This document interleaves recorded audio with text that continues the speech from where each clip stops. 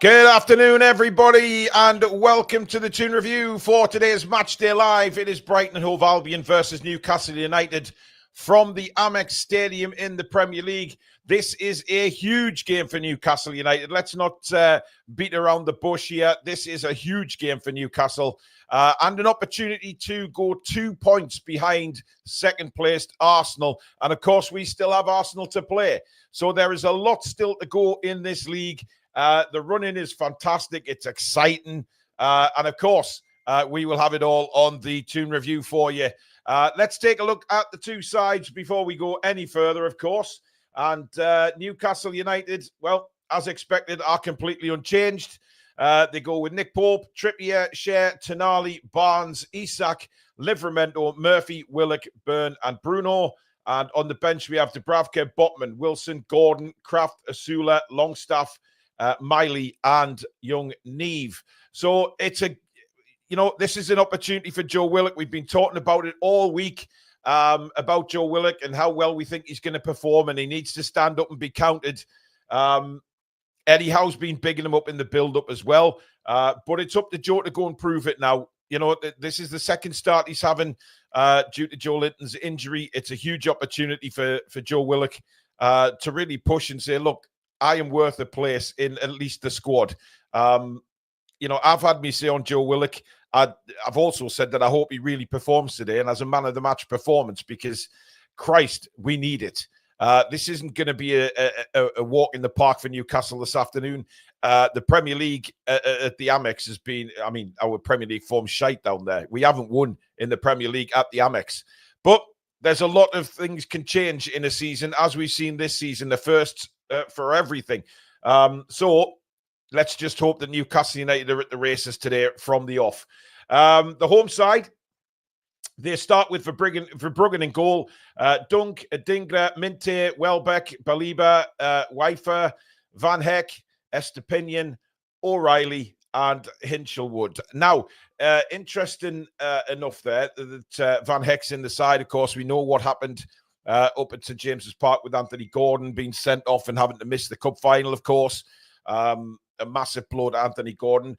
He hasn't been back in the Newcastle United starting lineup since that game, whether it be due to injury or just the fantastic form of Harvey Barnes. Listen, I hope we just turn up today. It's a huge game. We can't really say anything else than it is a massive game for Newcastle today, because we know what happened last away game. We want none of that again. We want none of the Villa performance, because it was just absolutely dreadful. Dreadful from the word go. So we don't want that. We want a very strong start. Listen, they've still got the chance of getting in Europe. They've got to still win games. They've gone off the boil a little bit towards the back end of the season.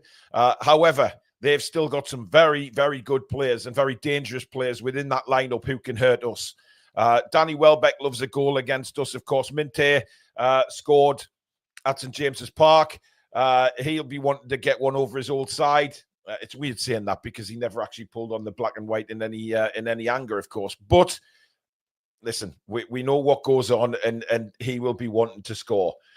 However, from our point of view, let's just hope the lads are really up for it from the word go. And there's no reason they shouldn't be.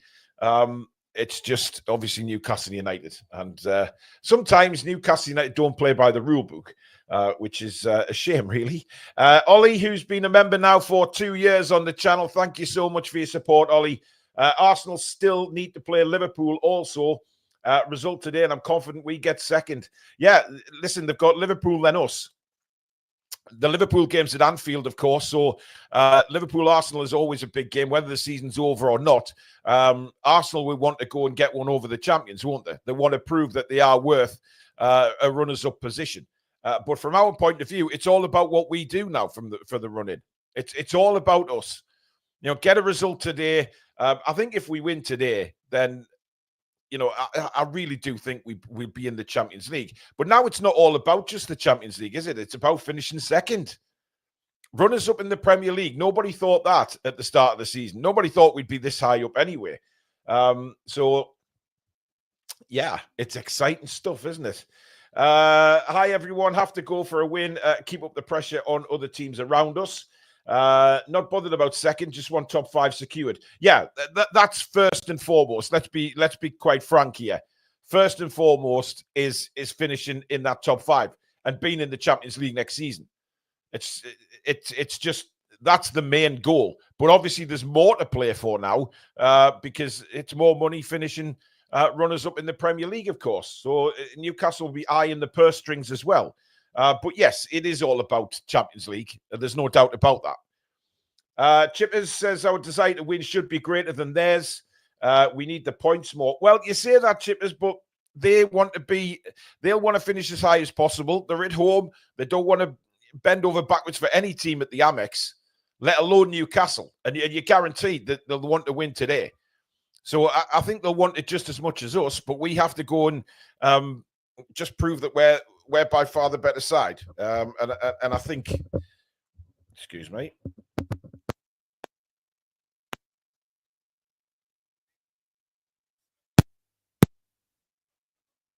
I've lost the mic. 1, 2. That's better. Sorry about that, folks. Just a bit of a microphone issue there, but it's all sorted now. Arsenal were very poor in the second half yesterday. Got schooled off Bournemouth. Yeah, they did. But let's be honest. We've been schooled off Bournemouth a few times. Claire says, I want cup final mentality these last 4 games. I agree. It has to be. It simply has to be that kind of mentality. And I think it will be. I think what I hope we start with a real purpose about us today. That's how I want to see us start the game and, maintain that throughout. A real purpose throughout the game. Hippie says, if we get second place, what a bloody season that will be. It will right royally piss off the rich 6 media cartel. Absolutely, but it'll mainly piss off Arsenal, won't it? Because Arsenal have been their fans very salty with us for a long time now. The Arsenal fans saying they're going to get this, they're going to do this, and they've won nothing. And if they finish the season winning nothing and then losing second place to Newcastle United, that's a bit of a disastrous season for Arsenal, isn't it? Quite funny. Jim Bob says, what odds would you have got at the start of the season finishing runners-up? I'd love to have checked. I'll tell you what, if anyone's put a bet on Newcastle finishing second, they may win some money. Side issue, am I right that these were only 2 games that were 3 p.m. kickoffs yesterday, still can't watch due to rules? Yeah, the 3 p.m. blackout is just, I mean, it's a farce. It is a farce. We know it's a farce, but there's nothing we can do about that, unfortunately. Len says, I just wish Howe would change share for Botman. It's a bit early for that, though, Len. I mean, I understand where you're coming from, but I don't think Eddie Howe's really wanting to take a risk on Sven Botman at the minute, starting any games. He's just come back. For me, lessons have to be learned with what's happened to Botman in the past. We can't just throw him straight back in, especially into a game like this, because let's be fair, Brighton are going to be physical here. 100% they are going to be physical. Certainly their midfield likes a tackle. And maybe they looked at the Aston Villa game and saw that we were a little bit roughed up and didn't like it. Which is strange to say about our players because we kind of do like that rough stuff sometimes. But without Joe Linton there, he's a huge miss. We've got a gifted membership from Martin Watson. Thank you very much, Martin. That's very kind. John says, big match. Will be tricky. I think Brighton will try to play through the middle and long balls. Brighton playing for a European place too. David says, I think if we win all games, we would finish second. Yeah, absolutely. Yeah. My sound went off for a second there. I do apologize. It's fine now. Terrace says, good opportunity to capitalize on Arsenal's slip and close the gap. I mean, it was a slip, really, isn't it? But Arsenal, I mean, they had that wonderful result, performances against Real Madrid. And I think they've burnt themselves out, quite honestly, because they haven't looked good in the league in recent games. But let's be honest, when we go to the Emirates, right, they will be bang up for that game. simply because what's happened between Newcastle United and Arsenal over the last couple of seasons. They felt very hard done by certain things that have happened in games. They haven't been happy with the way we've kind of gone about our business, shall we say, even though they are very good at the dark arts, if you will. Quite frankly, I couldn't give a toss what Arsenal fans or Arsenal's manager thinks at all. We've got the better of them in recent past, and it's hilarious. Their fans have been so salty at times, almost crying with laughter, watching some of the Arsenal fan channels, watching how they've behaved on social media. It's pathetic, really. Second in the league, they should be proud of what the team's done this season. Certainly the way they played against Real Madrid. They still, got half a chance against PSG. Let's be honest, they're only 1-0 down. But you just never know with Arsenal. You never know what side's going to turn up with them. But it's all about us. It's all about us today. Emma says, finally got my pick with the cup, and my twin sister got to get a pick with the cup. Let's get a Brighton from the get-go. Yeah, I think it was in the Metro Centre yesterday, the cup, wasn't it? Yes, Liverpool can do us a favour, but we need the team to do it for themselves. Yeah, listen, we've got to get out of the mindset of teams now doing us favours, because when it's in our hands like this, it's a lot easier in the own mindset. Because how many times in the past have we actually looked at teams and thought, yeah, we need a favour from XYZ? And that's happened too many times. Now it's again in our own hands without asking for favours off anybody. And listen, we are where we are on merit. The league table doesn't lie. We are where we are on merit. And if by the end of this match, we are 2 points behind Arsenal, we are there on merit. And how many times do you hear people say, oh, the league table, it doesn't lie. It never lies, the league table. You've got a 38-game season. And they're right. It's a long haul. It's a marathon. It's a very busy season. But where you finish in the Premier League, you are there on merit. And Newcastle United, certainly my opinion, and a lot of your guys out there, you will agree, we're there on merit.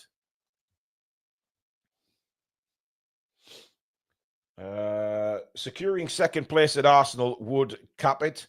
Oh, I mean, can you imagine? Can you imagine if we overtake Arsenal with one game to play, and our home game? I mean, they've got Southampton on the last game of the season, right? So, I mean, you could practically write that off. Southampton are garbage, right? So, but we play Everton at home, and Everton have been crap as well. So, what an opportunity it is. It's a fantastic opportunity to go at the. But listen, we've got two big games before we even play Arsenal. We've got to concentrate on these two games before we play Arsenal. Brighton away, this is going to be a tough game. We need to get through it and be at our best. And then Chelsea at home next week. Chelsea is such a strange side. 1 minute they turn up, next minute they don't. They went through a very good phase earlier on in the season, and obviously that's why they're up where they are now. But they're very, very strange. They've got a lot of good players, and it's just getting them to combine as a team, isn't it? So that's a really tough game as well. So let's think of Arsenal when it comes around and see where we are. Joe thinks City will finish second somehow. They always come through at the end, though. That's the thing about Manchester City. You can never write them off, and rightly so. Pep's a wonderful, wonderful manager. They've got some incredible players. You can't write them off. And everybody's looking at City saying, oh, what a terrible season they've had.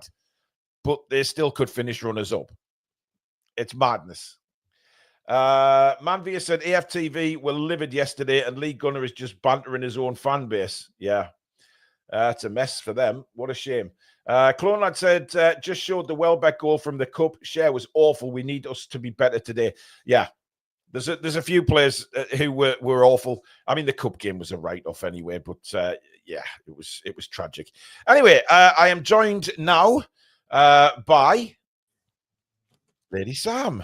Hi, how are we doing? I'm all right. How are you? Yeah, I'm very well, thank you. How are you feeling? Well, a little bit. Well, it's Newcastle, isn't it? So you've always got a little bit of a sort of nervous butterfly in your stomach. But I mean, look, we've just been saying there, Sam. And by the way, Sam's going to be with us at halftime and full time as well for her analysis on the game. It's all in our hands, Sam. You know, we were just talking there about teams. In the past, we've sort of relied on favors from other teams and things like that for things to happen. Now it's in our hands. You know, we just have to take care of business ourselves.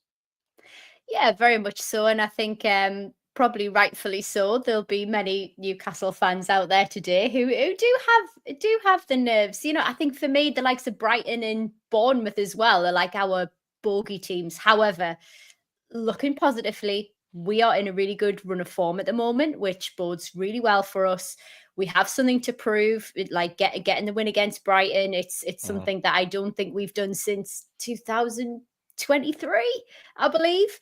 Well, we've never won at the Amex in the Premier League, so it's yeah. Okay, nice. Just to turn the volume up on that there, Paul. Thank you for the fact. You're very welcome. So yeah, but you know they've been struggling with form at the moment. They do have some real quality players who can hurt us, but I'm thinking today is going to be high scoring. It's going to be a good game, but I'd like to see us bring it and do it in our style. I don't want to see us park the bus. No.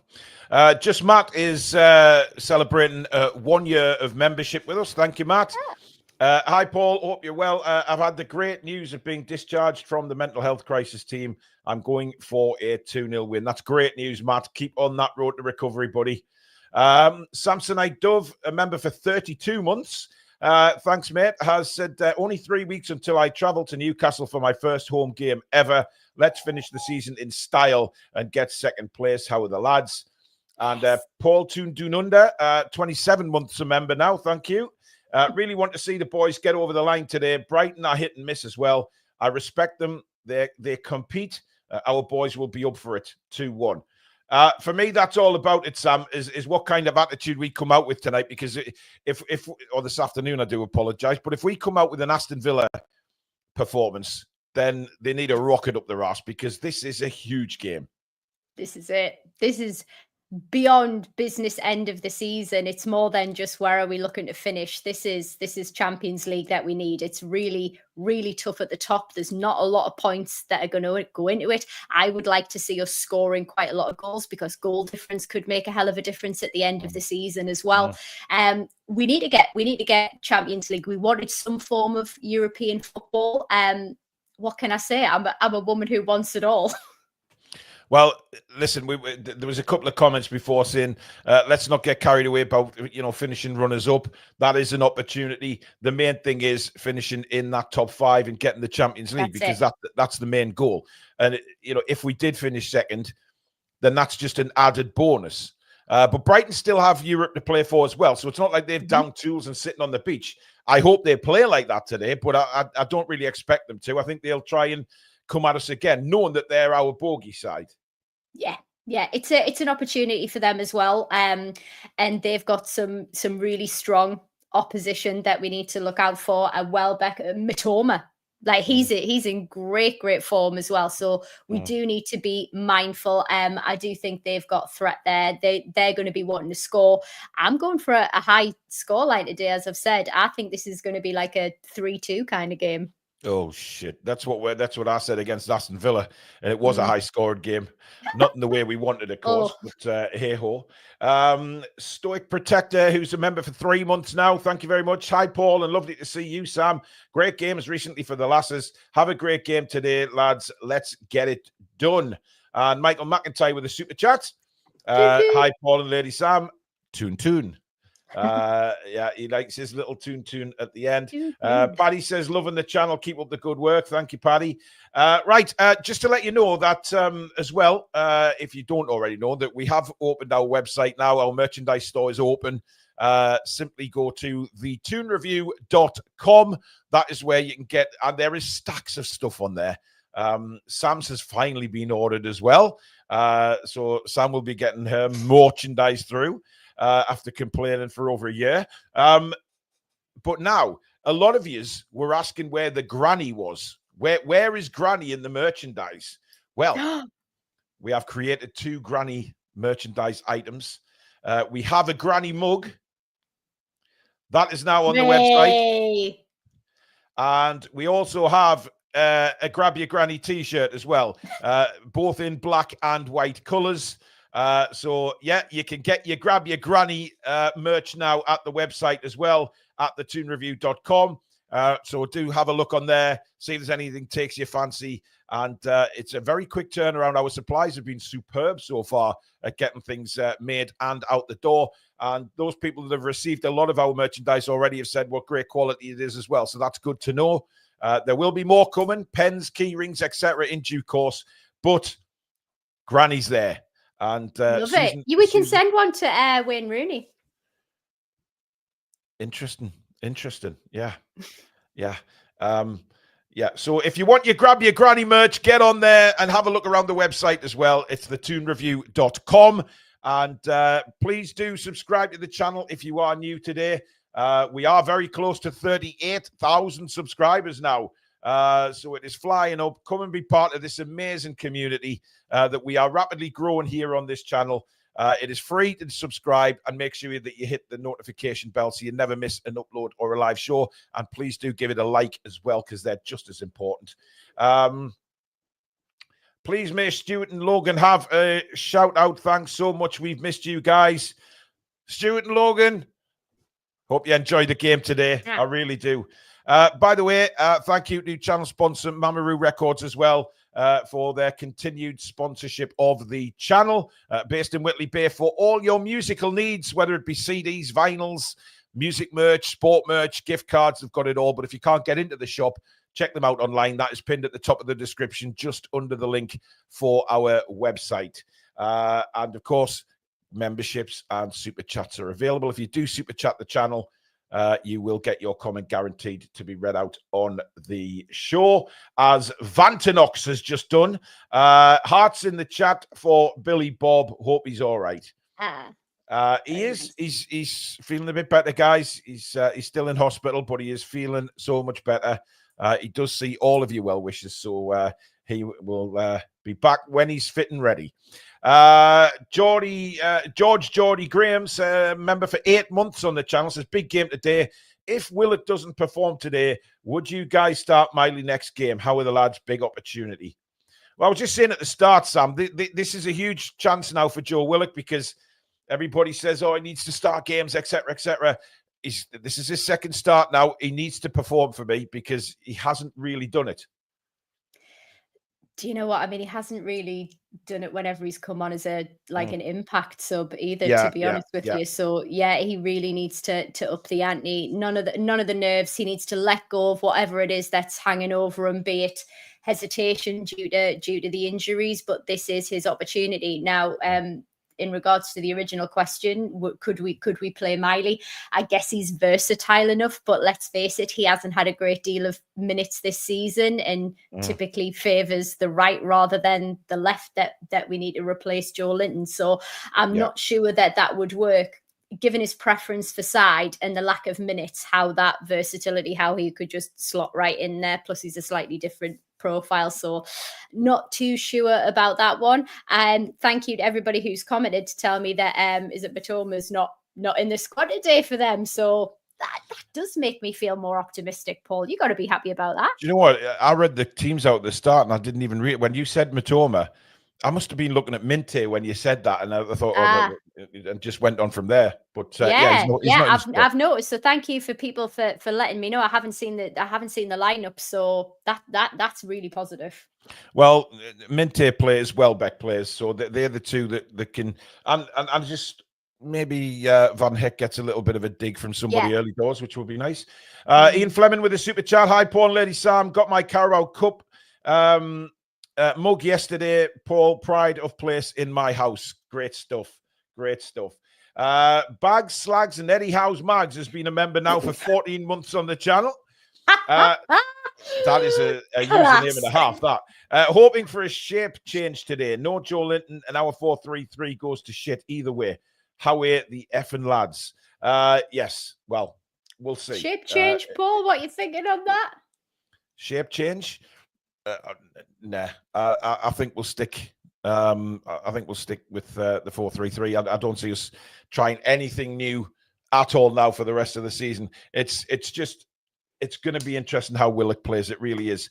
But guys, just a reminder that I am watching this, but I may be behind the Sky stream, of course. So if you do want to be in sync with me, then all you do is just before your match kicks off, press pause on your TV, wait until I say, right, we're underway on mine, and then we'll all be in sync for the rest of the afternoon. You don't have to do that, of course, but please, if you are ahead of me, do not put any spoilers in the chat or the mods will remove you. We don't want to do that. You're all subscribers on the channel, so please respect the people that don't have access to watch the game and that just listen to the commentary. Do not put any spoilers in the chat. So thank you for that. Right, Sam, we will see you at half-time. Hopefully, we will have a good first half to talk about. I feel it. Honestly, I'm feeling good. I'm feeling positive. But everybody, enjoy it. No spoilers, remember. Have a good one. See you there. We'll see you at half-time, Sam. So Sam will be back with us at half-time, of course. And hopefully we will be winning the game. That would be a good, nice to talk about. But listen, it's not going to be a walk in the park. I've said it many times, and I'll continue to say it. It's going to be a very, very tough game. Well, let's hope it isn't. Let's hope we stroll through it and win the game quite comfortably. But it's never like that with Newcastle United, is it? But it could be today. There's so much for Newcastle United to play for in this game. That's what it's all about for me. But it's a bright day down on the south coast. If you didn't hear Newcastle United's team, it is the same start as last week. Nick Pope starts in goal, a back four of Trippier, Schär, Byrne and Livramento, a midfield three of Bruno, Tonali and Joe Willock keeps his place, and the front three, as it has been for a while now, Jacob Murphy, Harvey Barnes, centered by Alexander Isak. Now, I'm hoping we see a bit more from Isak today, and some people have criticized me for having a little bit of a dig at Isak, saying we haven't seen enough. But what I did back that statement up with was, I don't think he's 100% fit. I think he's still carrying a groin problem, but hopefully he's over that. Eddie said he's had a really good week of training this week. Let's hope he puts that into action. Of course, Botman back on the bench. Wilson's there. Gordon's there. Asula. We've got a lot of strike and a lot of forward options on the pitch as well. So let's hope we put that into action. As we're just looking at the Brighton goalkeeper, Verbruggen. And as I say, it looks like a nice bright day down in Brighton. A little different to what it's like in the northeast. Cloudy, and it's been raining. It's windy. Yeah, never mind. The match is more important than the bloody weather anyway. But Newcastle United are in their change sort of purple and dark blue or darker purple hoops, whatever you may say, as they break away from their huddle.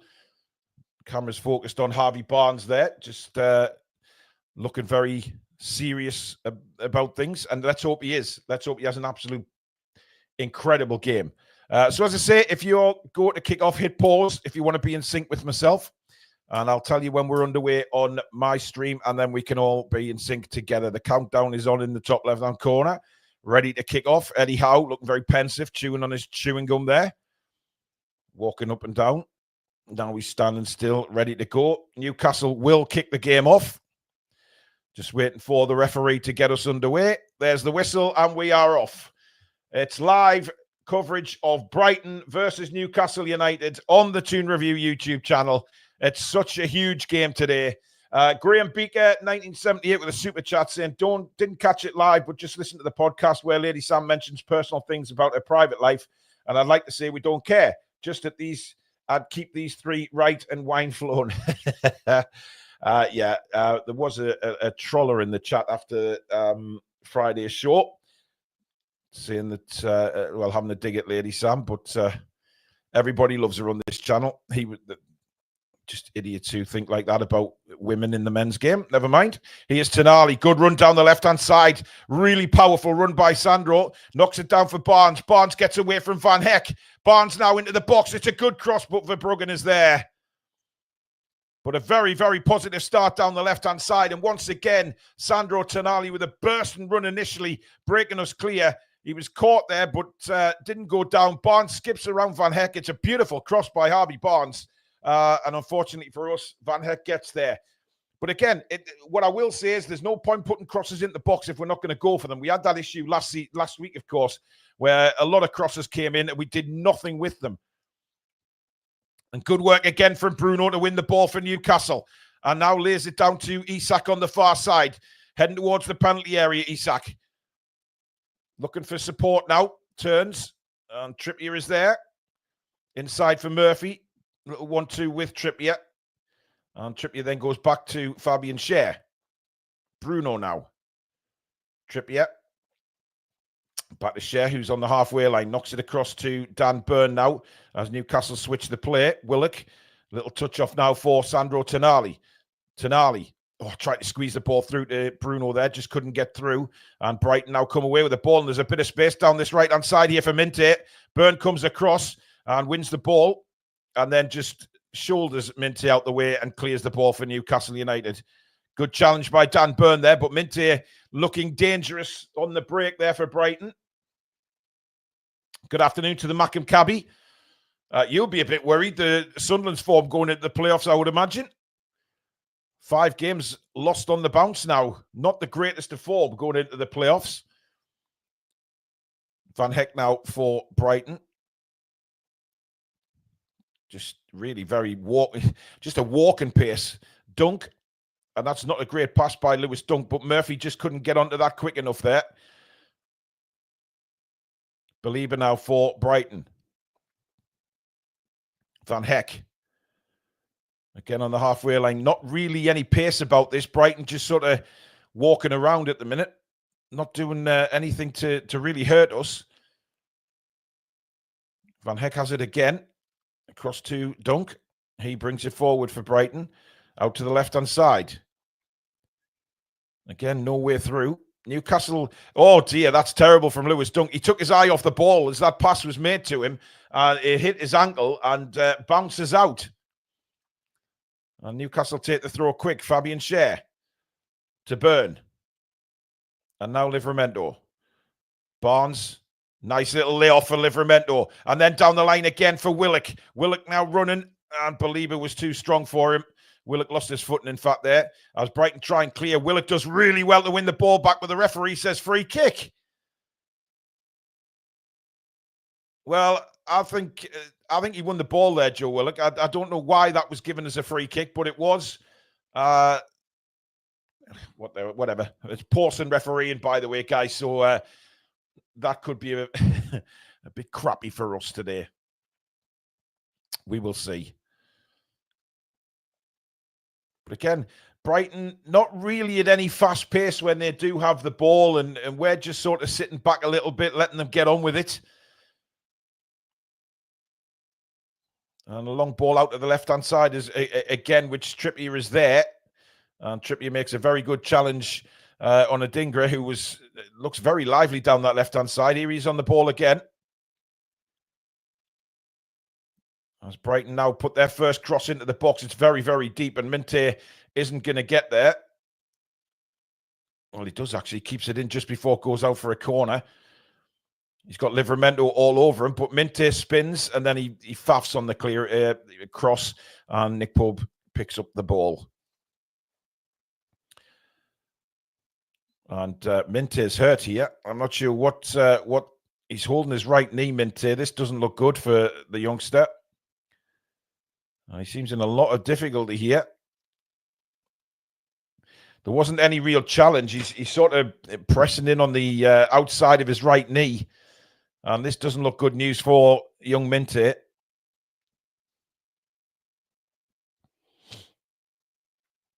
The cameras are more focused on the Brighton manager than what's going on the field at the minute. But he'll be waiting for information to come in from his physios. But this may be the end of Minte, because if something's gone in the right-hand side of his knee, he seems in quite a bit of distress there.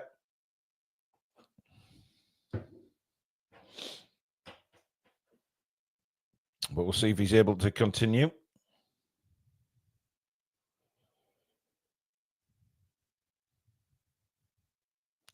He's back on his feet. And he's gets a thumbs up from the physio. So it looks as if Minte is going to be able to continue.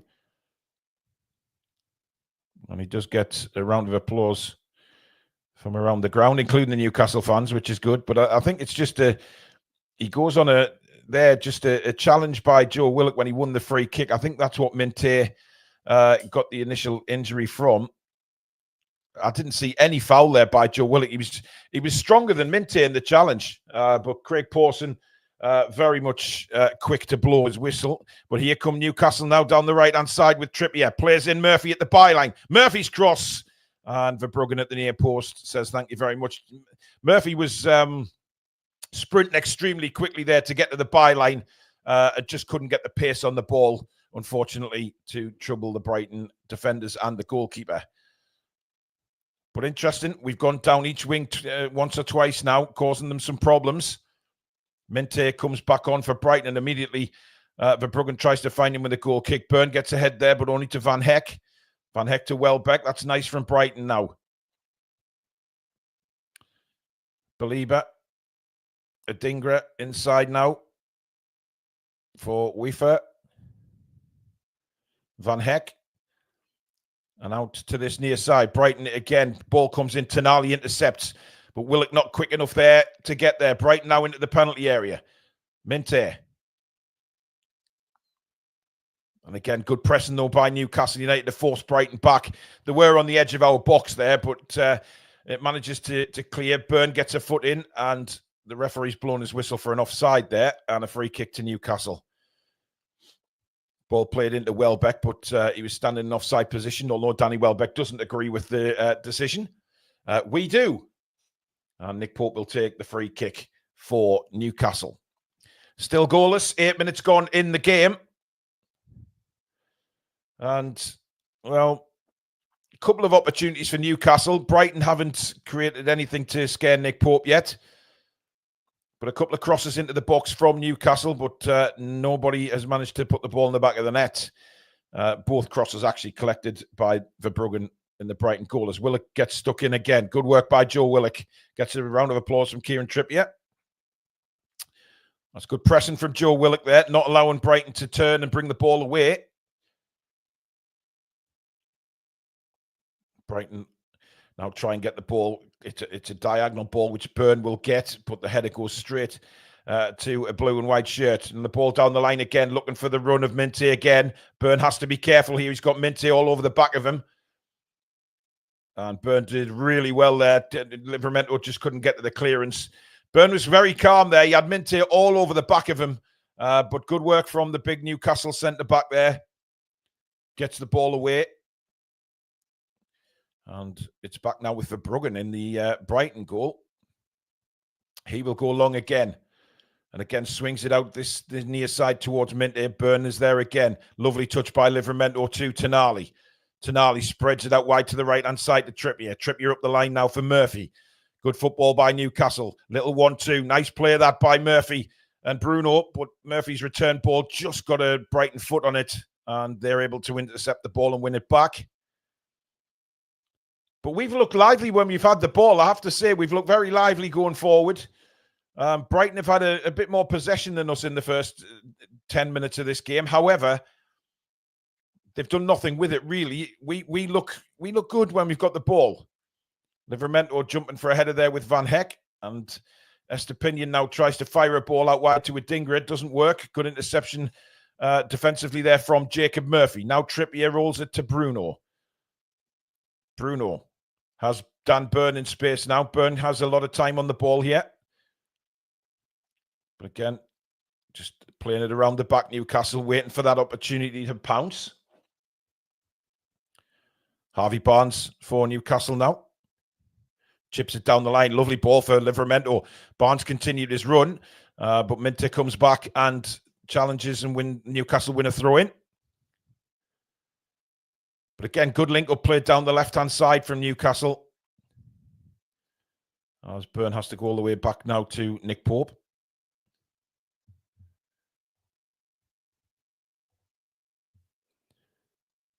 Byrne on the ball again. Plays a long ball down the line looking for Barnes. And a complete misjudgment by the two Brighton defenders. Barnes into the box now. Barnes on his left foot, just wide of the post. Did Verbruggen get a touch on it? No, I don't think he did. I think he's given a goal kick. It wasn't a great effort from Harvey Barnes. It was a weak effort. Brighton making a right faff of that. Van Heck getting in all sorts of problems. Barnes then makes his way towards the goal, and I think he's in two minds. He's looking for help, but in the end, it's not a great left foot shot. He's trying to put it in the far corner. Verbruggen did get a touch on that, actually. And it is a corner, finally. Well, it took a while to decide that because initially Brighton went for a goal kick. Newcastle were convinced Verbruggen touched it. And now they have given the corner to Newcastle. First one of the game. Can we do anything with it? In it comes. Back post looking for Byrne. And that's going to be a foul by Dan Byrne. Hammered into the back of a blue and white shirt there. Made a late jump for the ball. Was nowhere near it. And Brighton now try and bring it away again, but it's with Lewis Dunk in his own penalty area. Now Verbruggen. Isak breathing down his neck. Verbruggen goes long again. Minte and Byrne tangle up again as they've done so far in this first half. But Brighton have it with Estepinian now. Out to Adingra on the left. Adingra into the box on his right foot. Back to Estepinian. Back to Baliba. He shoots. It's closed down by Joe Willock. Newcastle just need to be careful there because there was a big opportunity for Brighton to shoot, but good coverage. And Van Heck back on the halfway line now for Brighton. Baliba, Van Heck across to Lewis Dunk. Good pressing by Isak this time. And Brighton once again have to go back to Verbruggen. You've got to be careful here. Newcastle have got plenty of players still forward. And Livramento doing a really, really good job to win the ball back for Newcastle and sends away Joe Willock down the left-hand side into the penalty area. Willock to the byline. Willock fluffed his cross but gets it back. Willock back to Tino Livramento. Back to Tonali on the edge of the box. Now Bruno. Newcastle knocking it around really well. Trippier. He sends it down the line for Murphy. Great opportunity here. Verbruggen dives and pushes it away. It comes to Bruno. Brighton at 6s and 7s at the minute, but Newcastle still going at them. Murphy, can he get the cross in? He clips it in, and Verbruggen is there. As the Brighton players look to the linesman, but I don't see what the problem is. But that was a big opportunity first time around there. Murphy's ball in, too close to the goalkeeper, I think. But Newcastle kept going again. Murphy in acres of space down the right-hand side, but again, he fluffs the cross straight to the goalkeeper. Huge opportunities there for Newcastle. Again, balls into the box, but nobody there to finish them. And Brighton really struggling to keep hold of the ball defensively. But now they can break. Estepinian sends out Adingra down the left-hand side now for Brighton. Shearer's across there with Trippier. Adingra on his right foot, cuts inside. Plays a nice ball across. This is an opportunity on the edge of the box now. Baliba has it. Oh, great challenge. Great work from Joe Willock there. He's pinched the ball off him. And Barnes sends Livramento away. Willock is galloping down the left-hand side now. Here's Joe Willock again. Just slows the pace up a little bit. Not much support up in front of Joe Willock. He's done well, though, to get it back to Byrne. And now across to Fabian Schär. As I said, we look really good when we've got the ball here. We're passing it around nicely. We just need to really test Verbruggen a bit more. Here's Murphy. Isak. Not great from him. But it's cleared away and out for a throw into Newcastle. Well, I mean, they're looking at Baliba because he had an opportunity to hit the ball there. And again, he's had that once or twice so far in the first 15 of this game. Still goalless, though. Byrne has it on the halfway line for Newcastle. Tonali, very deep to come back and get the ball. Schär, good ball. Murphy plays it off to Kieran Trippier. Inside again for Bruno. Bruno will switch play with a beautiful ball across the field to Willock. Willock didn't really control the ball very well there, and he's lost it. And now Brighton try and come on the attack, and Burns come in. That's going to be a yellow card for Dan Byrne. He was 5 miles late on that tackle. Well, he hasn't been booked. I mean, how Pawson hasn't booked Dan Byrne there for that is incredible. He's wiped out Minte, and I know it's his first tackle of the game, but it's a terrible tackle from Dan Byrne. You know, I've got to be honest here. That is a yellow card. And I think Byrne is extremely lucky to get away with that. He knew fine well he wasn't getting in the ball, but how he hasn't been booked for that, I'll never, ever know. Still, it goes in our favour. Minte just can't quite believe it. I'm not sure whether they actually give a free kick either. I think we've got the ball here, so I'm not sure what happened there. But anyway, Shea has the ball, launches a ball through the middle, looking for Willock, and Verbruggen's come out. I'm not sure Willock ran with that determination to get the ball there, because the ball kind of spun backwards when it landed. And now Brighton at the other end, long ball looking for Minte, but he's never going to get that. And it's a Newcastle throw. Well, we're playing well enough, guys, so far, I have to say it. We look very composed on the ball. We're passing it around well. Some people in the chat saying he didn't touch him. If that was on a Newcastle player, we'd be screaming for a booking. Oh, that's not a great ball from Trippier. I will be paying close attention to Willock today to see how he does when we don't have the ball. Because if other players are really working hard to win it, I want to see Willock do the same. Willock's been involved, though. That's a good sign. He's been involved in these early parts of the game. And that's what we want to see. And I have to say, Brighton haven't offered anything yet to threaten Nick Pope. We've done really well. And I think it's all about us getting a couple of goals, because I think there is a couple of goals in this for us. 51% possession so far for Newcastle. I mean, Brighton seemed to have a lot more possession first 10 minutes, but they were doing nothing with the ball. As Verbruggen sends it out again for another Newcastle throw-in. Not finding his range at the moment, the Brighton goalkeeper. As the camera's focused on Danny Welbeck, but we have it back now. Shea plays a lovely ball across to Burn.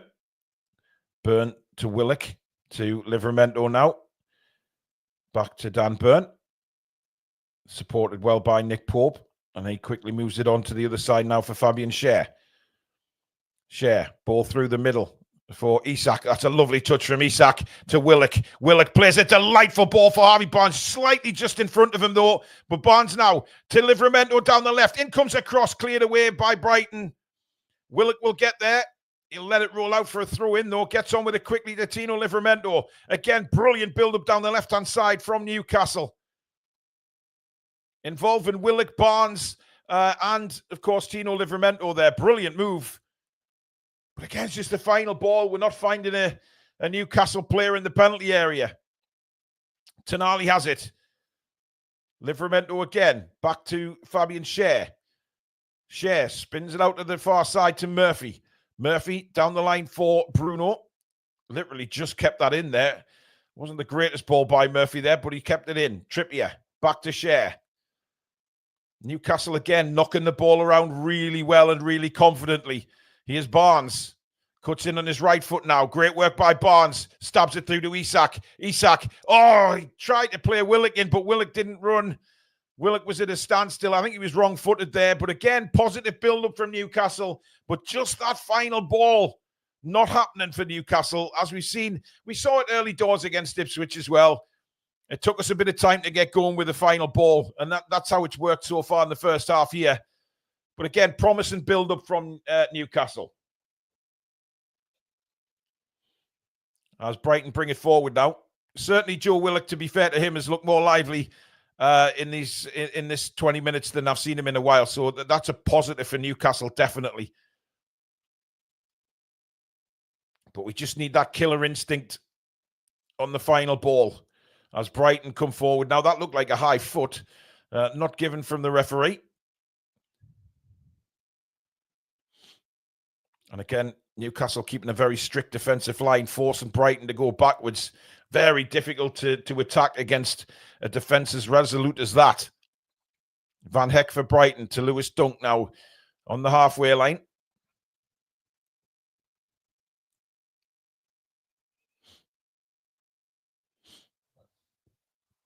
But again, Brighton really at a walking pace at the moment, guys. That's what it's like. It's like a walking pace for Brighton.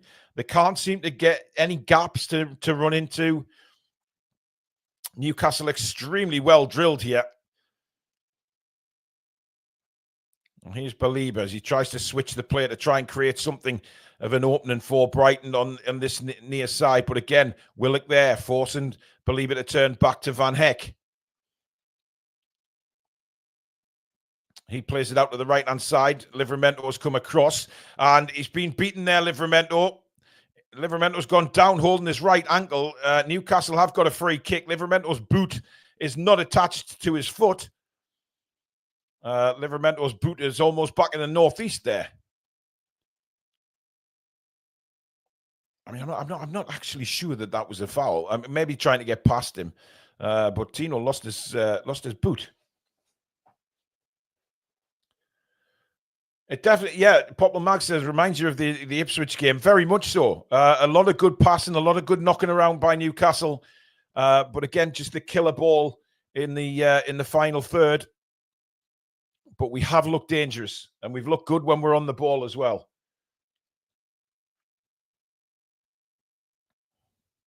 And Nick Pope will take the free kick for Newcastle.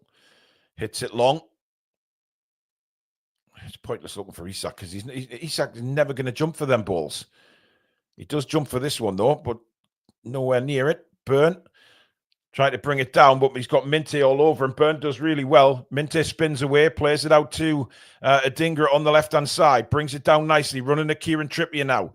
Adingra cuts in on his right foot again. Well marshalled by Bruno. Belieber, that is a terrible pass by him, and he thumps the ground.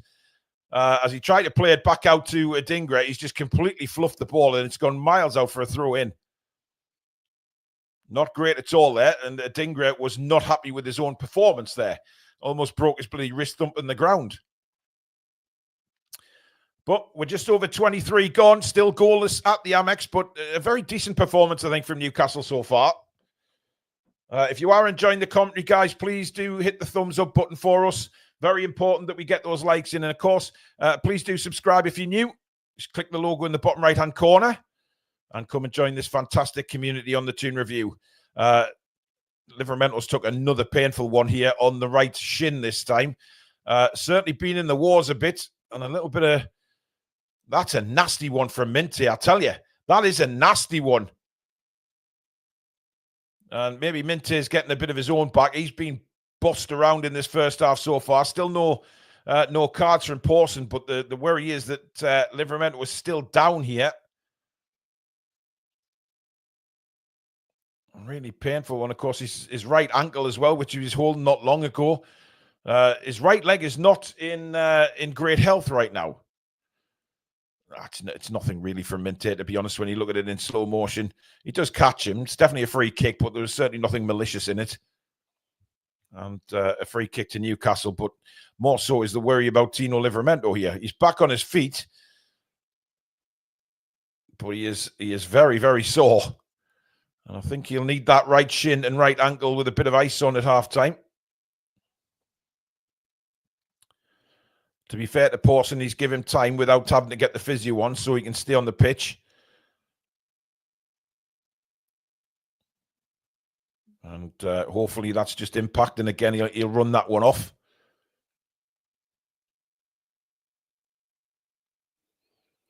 Anyway, free kick to Newcastle, which Kieran Trippier will take. Right near the technical area. Goes across to Tonali. Obviously a set play this from the training ground, but Tonali's ball is not great. Way overhit by Sandro, and it's out for a goal kick. Tino Livramento shaking his head there, looks still in a lot of discomfort. But I don't think there's any issue with him having to come off the field. As Brighton now have a goal kick. Dunk takes it straight to the goalkeeper, who gets it straight back to Dunk. Isak gives chase. And Newcastle, Brighton get the ball. Newcastle are happy for Brighton to have it. But then they will pounce to get the ball back in a certain area of the pitch. There's Bruno diving in. Livramento back to win it. Great defending by Newcastle, lad. And now Livramento again. Tries a left-footed ball down the line for Harvey Barnes. But it's mishit out of play. Brighton get the throw in. All the way back to Van Heck on the halfway line here. Oh, but that's a poor ball. Willock's done brilliantly to pick that up. And Willock is away down the left-hand side now. Willock into the box. Willock! Oh, he's hit it over the bar. He's tried a right foot ball. I think he was going for goal. Instead of crossing on his left, he's gone with a shot with his right. For me, perfectly entitled to do so. He did brilliantly to win the ball. Great pace into the box. And what he's done is he's tried to hit it with the outside of his right boot into the top corner of the goal. And it's just over the bar from Willock. But that was brilliant. That was the Willock I've been talking about. Getting the ball and driving forward. That's more like it from Joe Willock. Not a great finish, it has to be said. You could see what he was trying to do. But much more positive from Joe Willock. As Brighton come back now down their left-hand side. And that's good defending by Jacob Murphy. Really strong. And he wins the ball. Sends it to Tonali now. Tonali waits for support. Gets it now from Bruno. Bruno, a bit cramped over there on the far side. Works a bit of space. It's not a great ball from Bruno. Isak's furious with him. Isak had made a great run down the channel there. And Bruno's ball was completely underhit. And Isak turned and, well, I think he gave Bruno a little bit of verbals there. Not too impressed with that. Belieber now for Brighton. Estepinian. Belieber again. Brighton trying to come through the middle this time. Welbeck, that's a nice move. And an opportunity. They get into the box. Share goes down. Trippier's gone down. Cross comes into the box. Livramento is there to head it away. And a very good header from Livramento. But not totally clear. Minter now. Minter cuts back on his left foot. Minter shoots and Brighton score. And they've taken the lead. And it is Yankuba Minter. And he shows his... Well, he's very, very respectful to the Newcastle United fans. And I think he was disappointed. And I don't know what the message is to the Newcastle fans.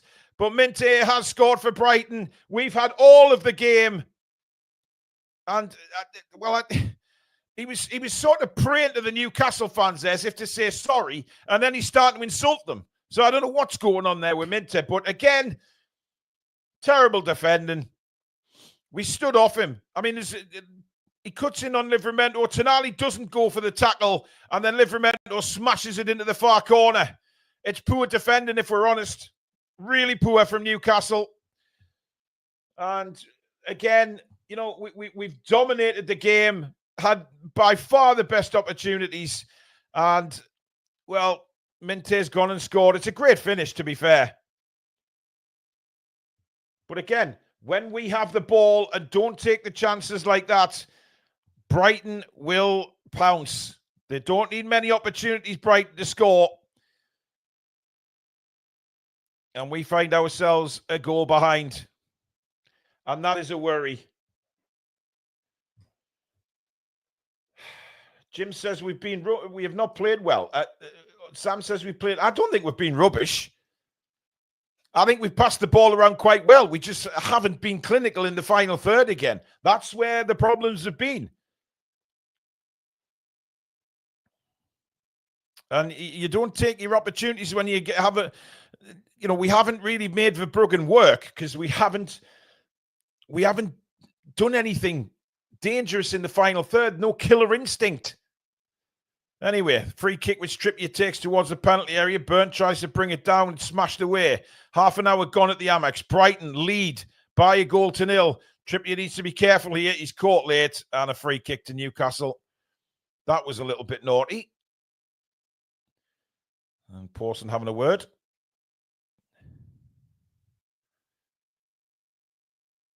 And Trippier did really, really well there, to be fair.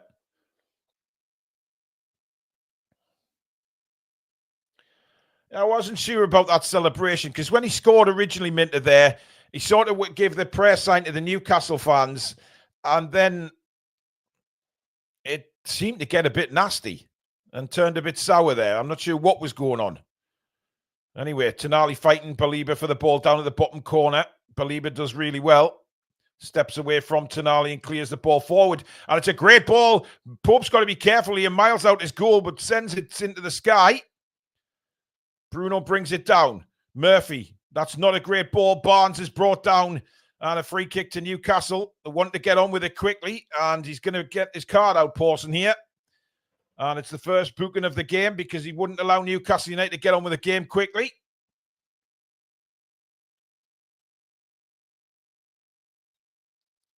Weifer or Weifer's been booked now. But you know what? It's a strange game because Brighton, again, they did nothing. Nothing of any danger. And the first shot on goal flies past. I mean, Pope didn't have a chance with it, to be fair. But it's so bloody frustrating again from Newcastle. But we have to get our heads down, guys, and get back into this as quick as we can. Fabian Schär will take the free kick. Let's see if we can come up with anything different here. Clip towards Dan Burn again. Heads it across the box. It's not a great header. And it went straight to Belieber, who's completely sliced his clearance. Out for a throw-in. We're just not making anything with set pieces today. Just being garbage.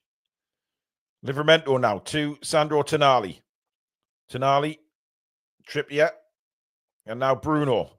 Murphy makes the run. Bruno's ball just couldn't find him, and it's out for a throw-in. Good interception there. I think Estepinian got a foot on it. Murphy. Bruno. Good play by Bruno. So Tonali. Trippier. Newcastle moving the ball around very quickly here. Joe Willock.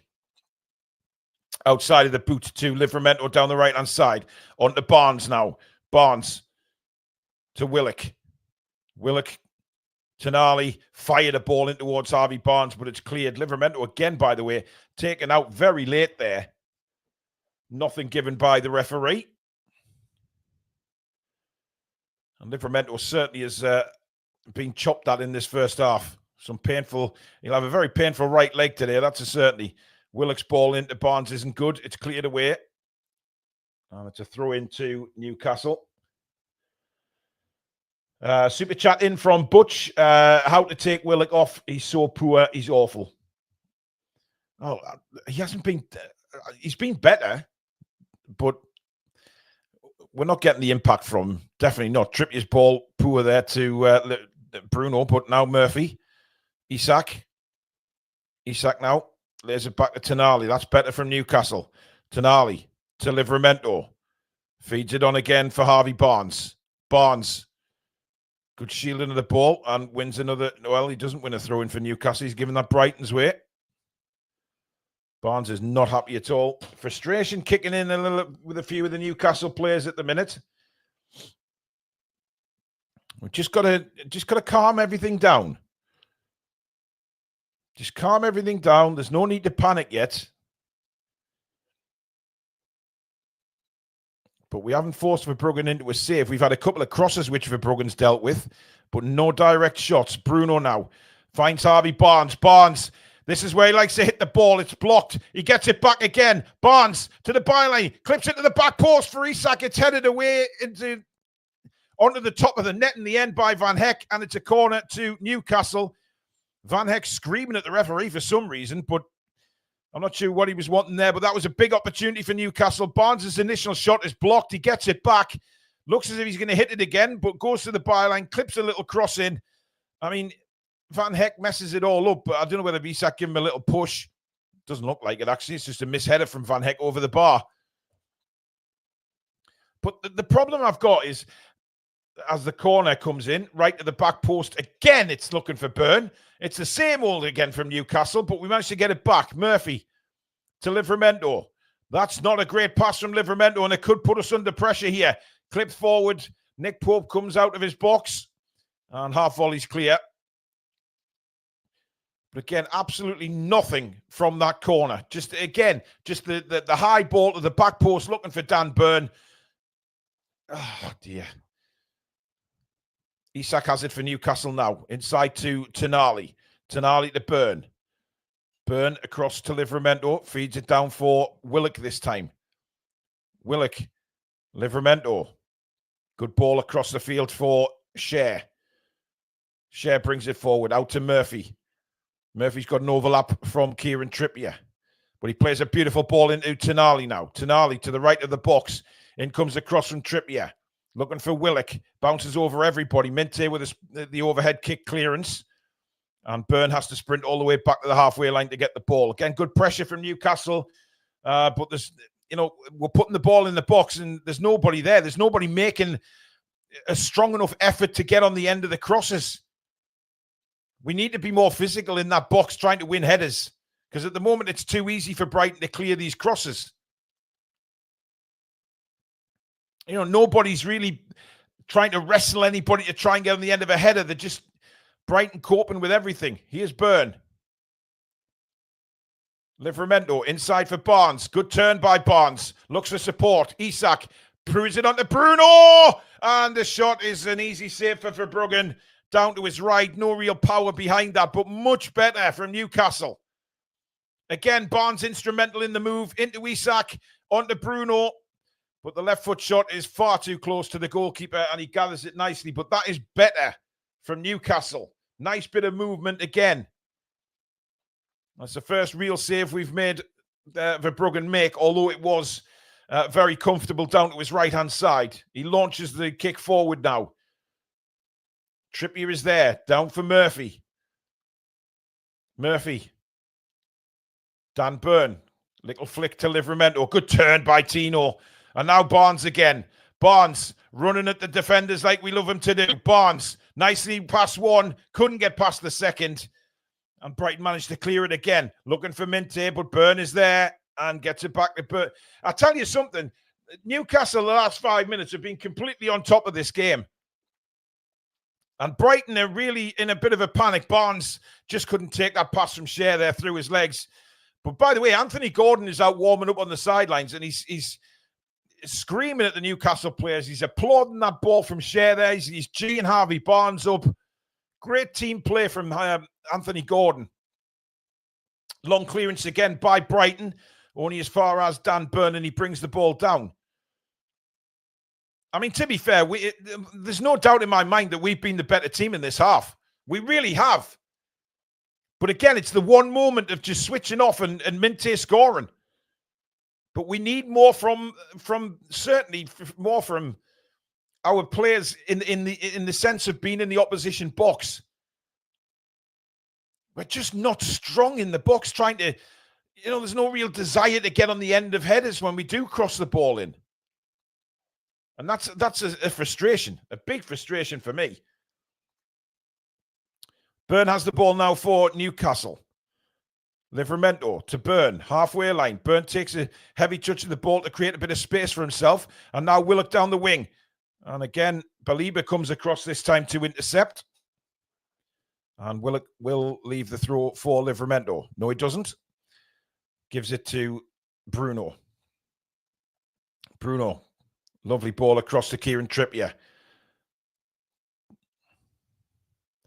And Newcastle win a throw. Murphy leaves it for Kieran Trippier again. And now Bruno. Back for Shea. Shea across to Byrne, who's seen a lot of the ball in this first half, Dan Byrne. And now Barnes. Minte all over the back of him, but good work by Barnes to get it back to Byrne. Byrne decides to push forward a little bit here. Livramento cuts back in on his right. Murphy free on the right-hand side. Livramento, that's great play from him. And now Willock. Willock sends it to Murphy. Murphy with an opportunity to get the ball in again, but cuts it to Bruno. Little 1-2. And now Murphy at the byline. Again, the cross isn't good enough. And now Trippier. Bruno on the edge of the box. Bruno still tries to... Well, I don't know what he was trying to do there. He's took Adingra out, but I think Bruno was trying to really just barge his way through to the byline. But again, a great opportunity for Murphy to get a good ball in there. It was a lovely 1-2 with Bruno. Plenty of time for Murphy to pick a man out, but it's just straight to the first man at the near post, and Dunk managed to clear it. And then I don't know what Bruno's doing. He's trying to barge his way past Adingra, and a clear foul there. And it's a free kick to Brighton.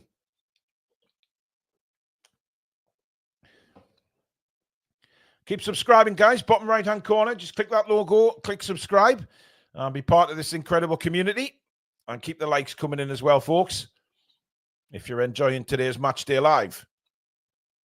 Share with a header. Isak chests it down for Bruno. Murphy now. Very, very tight for space on that far side. Isak loses the ball again. Just not with it, Alexander Isak. And honestly, he's losing the ball. I mean, he hasn't had great service in it. Well, he has actually. There's a couple of crosses come in that I would expect a striker to try and get on the end of, but he's just not physical enough, is Isak, in them situations. He's not that kind of striker. Good work by Fabian Schär, standing up to Welbeck there. Barnes, lovely ball inside for Tonali. Tonali quickly to Murphy. To Willock. We get on with it. And Livramento making a brilliant run down the left. He's caught. I think he's going to give a goal kick there. Livramento just left the ball. I thought he was caught late, Livramento there. Just seeing it again. Yeah, I think that should have been a free kick to Newcastle. Poliba dives in, doesn't get anywhere near the ball, and then actually makes contact with Livramento. And Pawson says goal kick. Paul World says, what crosses, Paul? They're defending well and blocking the cross. Are you watching the same game as me? We've put at least 4 or 5 balls into the penalty area for headers. And we haven't gotten away with it. We haven't made a challenge on the Brighton player. That's why they've been clearing it. Ronan Tyrrell with a super chat. The sooner Newcastle get an all or nothing documentary, the better. It's a fitting name for our performances. Wake up. Oh, there's no middle ground with Newcastle United, unfortunately, ever. Long ball looking for Isak, cleared away easily there by Van Heck. Couple of minutes to go till the halftime whistle.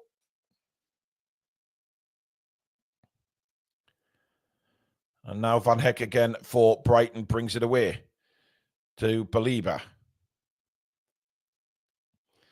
Well, again, good pressing by Newcastle United, forcing Brighton back.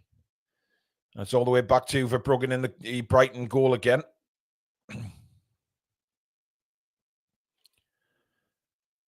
Long ball looking for Welbeck through the middle. Schär is there to deal with that. But the referee's blown his whistle for a Brighton free kick. I'm not sure Brighton will be too pleased with that because they got the ball there from the resulting header and we're breaking in on goal.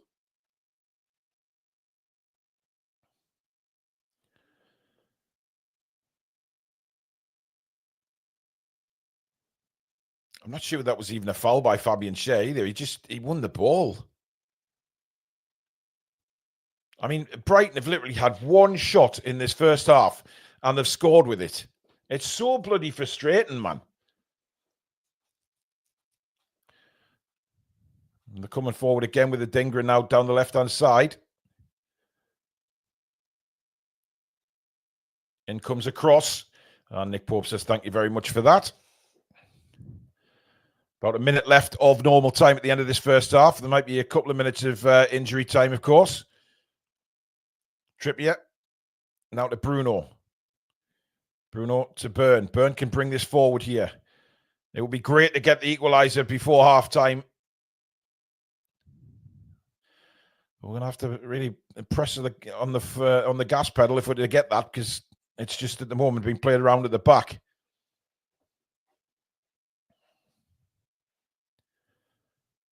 Fabian Schär to Tonali. Again, playing in that quarterback position. Trippier. Isak. Schär. Tonali. Spreads it out now to Burn. Again, the chance for Burn to bring the ball forward. Willock. Really underhit that pass to Burn. And now Minte all over Tonali. He's got to be careful, and he was. He didn't even get a shout there, Tonali, and he's screaming at Nick Pope saying, why didn't you tell me Minte was right behind me? But it all stemmed from a really poor pass from Willock, underhit, and Burn then, it allowed Brighton to press us. So frustrating. Tonali now. Livramento playing as an attacking midfielder. Not a great ball for Bruno either. And Brighton get the ball back. Hat-trick with a super chat saying Defo missing the physicality of Joe Linton. Yeah, well, you are going to miss. You are certainly going to miss a player of Joe Linton's quality. That there's no doubt about. 2 minutes, by the way, of additional time. Hinchelwood taken out there. Free kick to Brighton. As Eddie Howe scribbles in his notebook again. But we just haven't we haven't been clinical enough, guys. That's the story of the first half. The final third is where it's let us down. You know, good build-up play when we've had the ball, really good build-up play. But again, it's just not been clinical enough in the final third. And it gets very frustrating when we're not being physical. You know, I mean, could you imagine a ball clipped into the penalty area and somebody like Alan Shearer just not bothering to even try and get on the end of it? You know, he busted good. He'd go through walls to get his head on it. But Isak's not that kind of striker. As Brighton look for a chance at the end of the half. Belieber on the ball. Good defending that by Bruno. Forces him back a little bit. And then played wide again. In comes the cross. Trippier's there to intercept. Murphy clips the left-footed ball away. Now can Newcastle get one last attack before the end of the half? Bruno's fouled. No, he's not. Referee says he took a dive. Bruno's absolutely furious. Pawson just ignores him. Well, the 2 minutes are up. And there is the halftime whistle. And, well, I don't know, guys. It's a bit of... Is it same old with Newcastle United? I don't know. There's just not enough in the final third for me. And that is costing us at the minute because we don't have that... You know, the physicality, guys. It's the physicality that we're not seeing in the final third. And it just jumping for headers and things like that and being aggressive. We've got to be more aggressive. But at the moment, we're not. I mean, the final third, it's breaking down for me, and that's a problem. Anyway, latest scores in the Premier League for you guys. Brentford 2, Manchester United 1. Mason Mount gave them the lead, and then Shaw with an own goal, and Sharda has put Brentford ahead in that one, half-time. And West Ham 1, Tottenham 1. Odegaard scoring for Tottenham and Bourne equalising for West Ham. Oh, dear. I mean, look, it's 1-0. It's 1-0. We should be further ahead. We should be ahead in this game, if you ask me. We've been the better side. But as I say, Brighton have had that one opportunity and gone and bloody scored. Frustration is the name of the game, without a doubt about it, in that first half. Frustration. I want to see us more clinical up front. You know, Isak's been very powder puff for me again in the first half. And look, I don't like criticising Isak, but for me, he's not working hard enough. He's not trying to get on the end of crosses. And that's a frustrating thing for me. Simon Muller with a super chat saying, losing to this team 3 times in a season is unacceptable. We are playing with 10 men. Isak is anonymous. Well, let's get Sam's view. Sam, 1-0 to Brighton. 1 shot on goal for them, and they score. We're just powder puff in the final third. Yeah, and what in the Bob Dylan poetry is Minter doing scoring against us again? I don't know what the hell he was doing after he scored either. I don't know what all that was about. He looked like he was apologising, and then he started to point at the Brighton shirt. I don't know what this was, like some sort of new dance for the modern age, whatever. Do you know what? I think for me, Paul, initially, I think I was seeing what I absolutely wanted to see from the team. High press, that intensity that we're absolutely known for. Hungry. We had hunger.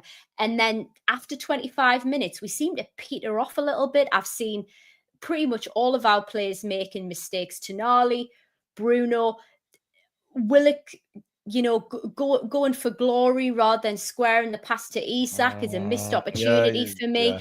Yeah. And again, we've seen like Tino Livramento trying to get into the game. He made that nice little underpass trying to get into the box.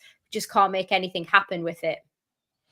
A few super chats come in, so we'll read them out.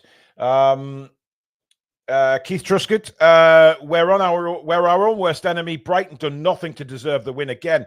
It seems we're still in the changing room for me. Not enough pressing and closing down. DK35 says, Seen Chris at Evermore do a video on us linked to Van Heck, quality player. Alexander Allard, Newcastle breaks and Brighton run 6 in the back. Dan Robinson says Barnes is being too greedy. Willock is just not putting effort in. Just watching balls roll past. Isak and Murphy have been anonymous, not good enough. Peter McCardle, a member for 15 months, says certain players not at it again. Things have to change. Another Villa performance. And Channel Right says sell Willock. Maybe take the £100 million for Isak. Well, look, Sam, when are we going to start talking about Isak? Because for me, Isak hasn't been at it for quite a few games now. And it's all right saying, oh, we're not giving him any service. But when he does get the ball, he's losing it. And when we're getting the ball into the box, he doesn't seem to make any effort to try and win anything. I don't know what's going on with him. Yeah, and one of the first early attacks, I think it was about 10, 11 minutes in, he was dawdling. He wasn't even rushing into the box to actually meet the ball either. And I know that he's the type of guy who needs white glove service. And, you know, I don't think that we're actually getting it to him. Murphy seems to have been anonymous. Well, Murphy, for me, is not in this game. And he's had a couple of real good opportunities when he's got to the byline to put the ball in. And have been poor balls just cleared by the first man again. You know, Bruno had a chance. And again, it was a powder puff left-footed shot. Literally a back pass to Verbruggen. Barnes, for me, has looked lively. I mean, I've seen a couple of people say he's greedy. I don't necessarily agree with that. I think Barnes is looking hungry again.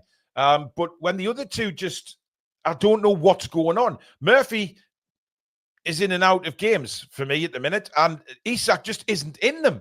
And, you know, it seems crazy. We're talking about a guy who scored so many goals for us, but I've got to be honest and say the last 4 or 5 games from Isak, he's done nothing. I mean, I know he scored a couple of goals, but one was a penalty, one was a tap-in, etc.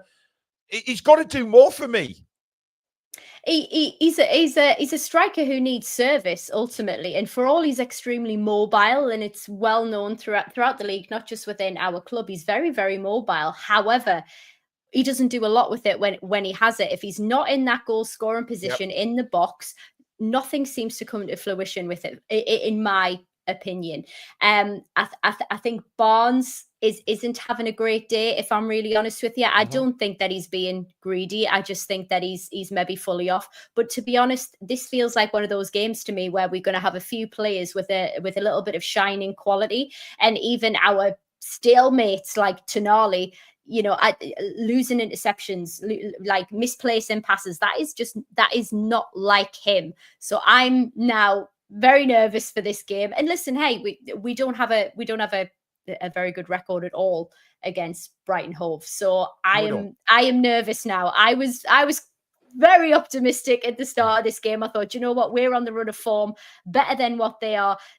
They don't have Matoma, and we are struggling. We look like we are struggling. We need a good halftime talk with boots being thrown by Eddie in the dressing room for the second half. We need our big boys to step up. These big games in the league, we've got to step up for.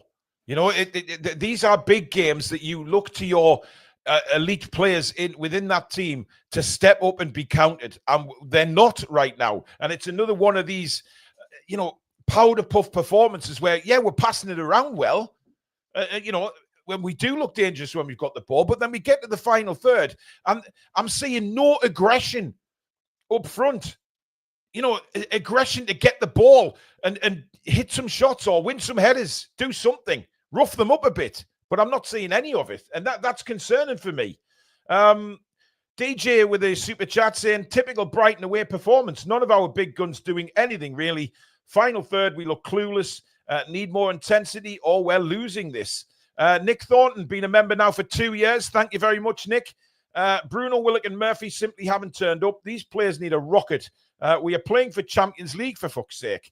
Hatrick with a super chat saying, Asula run for Willock. Give him a chance. Jack Bland, member for 7 months. We need more balls in behind, more intensity. We need Tonali in the game more for creativity.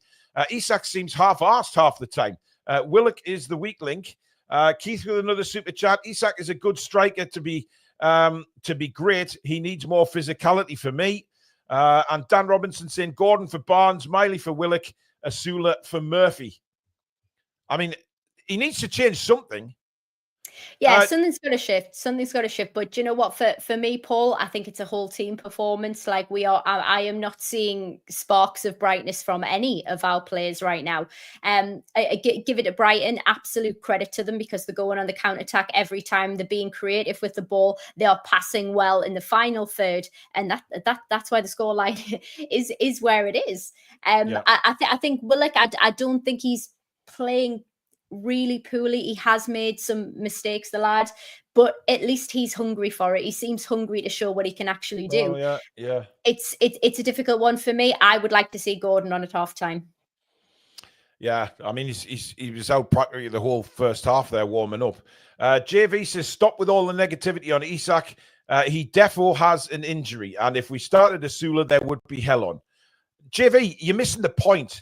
I'm not being negative on Isak. I'm saying that if you listened before, I said, it seems crazy criticizing Isak who scores so many goals for us, but you cannot sit and stand and look at that game and think, if Isak's injured, then don't play him because he's offering nothing. If he's injured and that injury is affecting his game to this point where a lot of people are saying he's anonymous, then it's unfair on Isak as well. If he's out there in pain and he can't perform to the very best of his ability, then I'm sorry. Wilson or Rasula, it has to. You can't play players that are injured like that affects the game. It's no negativity on Isak. I actually agree. I do think he's injured, and I've said that for weeks now, Sam. Yeah, I think he's pace is missing. I mean, when I saw him dawdling into the box on that first chance, I was shocked. What on earth are you doing? It's not as if we had a load of players forward who would be able to actually cover you in the position that we're in right now. I think to be fair to JV's comment, there would be hell on if Asula started. But I think if we're going to be progressing this game and we're all getting the same sense that maybe he's running like he's in molasses, then why not give Asula a chance? I think the difficulty is that we're already down Joe Linton. We've got Willock on instead of him, so that is really going to weaken our team and to go for less proven players. Yeah. Calvin with a super chat saying our midfield are poor, which has a knock-on effect on the front three. I agree with that.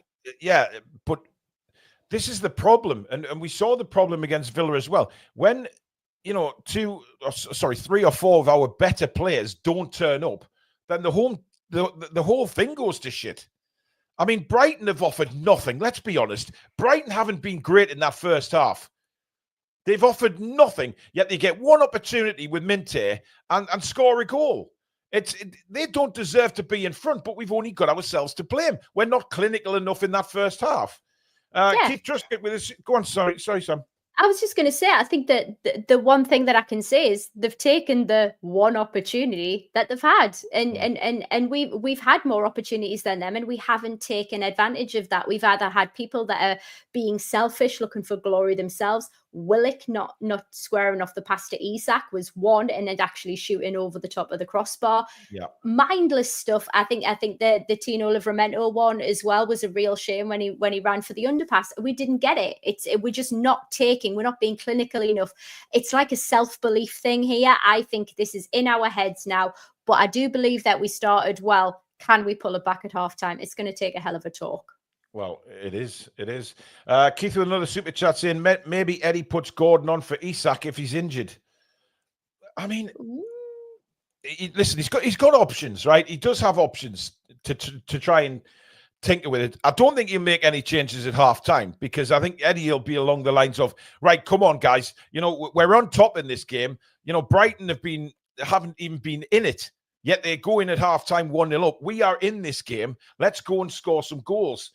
Chris at Evermore says Barnes and Willock look lively, but the rest seem to be still on the bus. Indeed, Chris. By the way, check Chris at Evermore out at full time. He does a live reaction straight after the game. I'll be doing my normal reaction, recorded one on YouTube, but Chris goes live straight after the game on Evermore NUFC. So head across there straight after here, and you'll get Chris's thoughts. And I have a feeling that if it keeps going the way it is, it'll be a very angry Chris today. Spike Milligan says Asula on for Murphy. I mean, why not? Why not? Murphy's not in the game, and as our lovely Billy likes to say, you can usually tell from the first pass if he's going to have a good game or not. Yeah. Not taking anything away from the lad. He's had the season of his life. Yeah, but he's been a passenger, and we all know that Isak needs service. So why not try something different, mix it up a little bit? Like if this is the tempo of the game, bring someone on who has legs, who is chaotic. People don't know what to do with him because it seems like he doesn't know what he's doing himself. I'm all for that. Yeah. Chris says he's not angry, he's just disappointed. Yeah. DK35 says maybe we're seeing Isak burnt out, playing so many games and so much pressure. Yeah, and it's even worse if he's injured. The back out, Sam. So we'll see you bang on full time. Yeah, for sure. Catch you later. Bye. Take care. So that was Sam. She'll be back at full time. Just trying to see if there's any changes for Newcastle. Certainly doesn't look like it. Hopefully Eddie's got stuck into them at half time and just expressed a little, just a bit more desire to get on the end of things in the penalty area. He's having a chat there with Graham Jones. And it's safe to say he does not look happy, does the manager? By the way, guys, keep checking out the website, thetoonreview.com, for all your Toon Review merchandise. We've just released these on the website. Grab your granny mug. Unfortunately, we haven't seen Granny yet in this game. Everybody's been asking for a bit of Granny merch. And, of course, T-shirts. You can get the black or white Grab Your Granny T-shirt as well. They're all available at thetoonreview.com with a host of other things on there to buy yourself a nice little gift to support your favorite YouTube channel. Please keep subscribing. Bottom right-hand corner. Come join this amazing community. It's free to subscribe, remember. Hit the notification bell so you never miss an upload or a live show. And, of course, keep the likes coming in, guys, because that's really, really important to the channel. Brighton will get us underway for the second half in a moment. And, again, no spoilers in the chat, please, folks. And we're underway. Second half begins. Let's hope it is a better second half goal-wise. We need to get the pressure straight back on Brighton. Try and get an early equaliser and then go on and win the game. That would be pretty much, I think, what Eddie Howe would want to do. But just don't lose the game, first of all. At least pick something up. The ball is back with Verbruggen now for Brighton. Van Heck plays it long, looking for the run of Minte again, but Nick Pope is on the end of his edge of his box to snatch that. And he gets it out quickly to Livramento, who's very quickly brought it over the halfway line. Now Harvey Barnes heading towards the byline. It's a great run by Barnes. Pulls it back and again does not find a Newcastle shirt. And a big opportunity went missing there. Two Newcastle players made a run for the front post. Willett came late, but Barnes didn't find him. And again, a chance goes begging for Newcastle United. It was a great run by Harvey Barnes, I have to say, making it to the byline. But again, we just can't find a target. Tonali now. Livramento. Good ball to Barnes again. Barnes cuts on his right, sends it across, and it's all the way out for a goal kick. Again, nobody challenging for a header. I mean, what are you supposed to do as a winger when you're doing all your job you can, is getting to the situations where you can put the ball in the box and there's never a sodden player on the end of it? It must be bloody gut-wrenching. But we've seen it so many times. Oh, dear. Anyway, Cher wins a header against against Welbeck. Good strong header by Trippier. Willock is underneath this. Got a little push there. Nothing given by the referee. Willock does well, though. And it's all the way back to Verbruggen. And now Lewis Dunk for Brighton to try and bring it away. Estepinian. Van Heck. Good pressing by Newcastle, forcing Brighton back.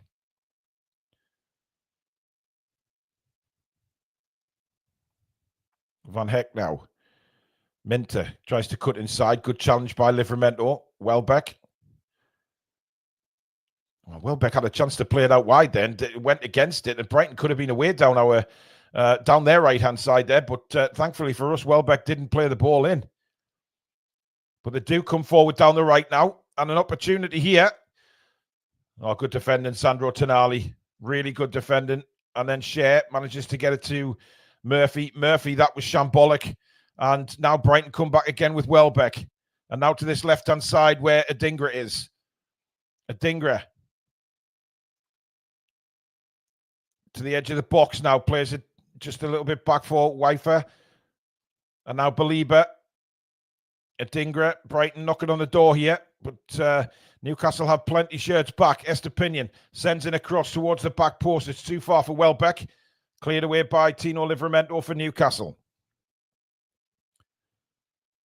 And Brighton keep the ball here. Newcastle can't get a hold of it right now. Here's Lewis Dunk. Estepinian had made an overlap run. Doesn't use him. Goes back to Van Heck anyway. Van Heck looking for an out ball. Doesn't get one. Newcastle keeping to a disciplined shape. But again, you know, Brighton in possession of the ball.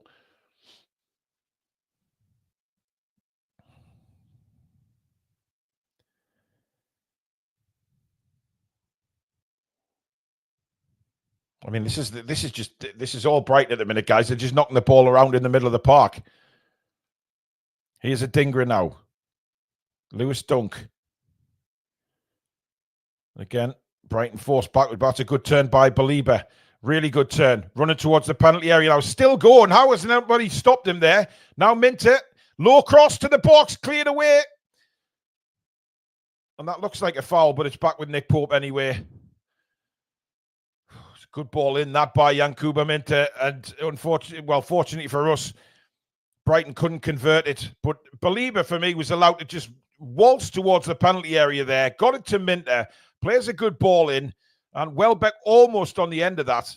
I mean, if that had gone in, I would have been sudden furious, to be honest, because we just let Belieber carry the ball as far as he wanted there. And Trippier's give it away now. That is awful. Belieber to Van Heck. Now Willock's won it back for Newcastle. Burn on the halfway line. Terrible ball, and we lose it again. Come on, wake the hell up, for God's sake. And that's a late foul on Tonali, says the referee. I thought he won the ball there, the Brighton player, but I'll take the free kick any day of the bloody week. Tonali is down. Newcastle players are absolutely furious with the tackle. I haven't seen a replay yet. I thought he won the ball, but we'll just see it again. Oh, he didn't win the ball. That's an awful tackle. Oh, he did actually. He won the ball. He got the ball first. I don't think there's anything in that for a red card or anything. I just think it's a late tackle. It's a painful one, but he did get the ball first, in fairness to the Brighton player. But the start of this second half has been garbage. Nothing short of garbage. And we need to pick the pace up here. This is the Champions feckin' League we're talking about, man.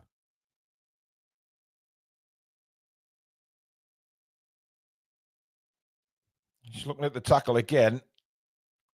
I mean, he catches him on the sort of back of the ankle. I don't think there's anything malicious in that. He won the ball. I mean, God, if we're going to start giving red cards for tackles like that, then the game's gone.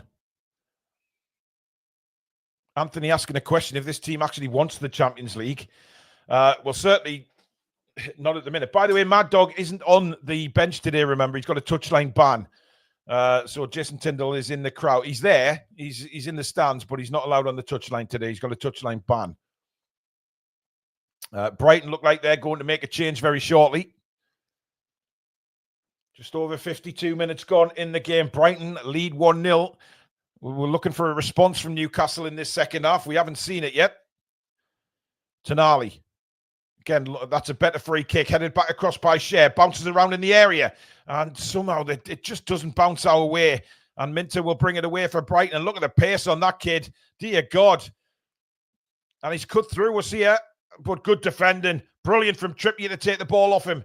And now puts Newcastle back on the attack. Willock bursting down the left-hand side. Willock, again, stretching them legs. Gets to the byline. He's knocked it too far, though, and it's out for a goal kick. Dear Christ. Nick Thornton with a super chat saying, why are we always worst after Eddie Howe's team talks? I mean, Willock there, that's disappointing because he opens up, he puts the afterburners on, but then he wants to take another extra touch, and it's so heavy. And he's frustrated with himself because he knows he should be doing better there. And it looks like Tariq Lamptey's coming on now.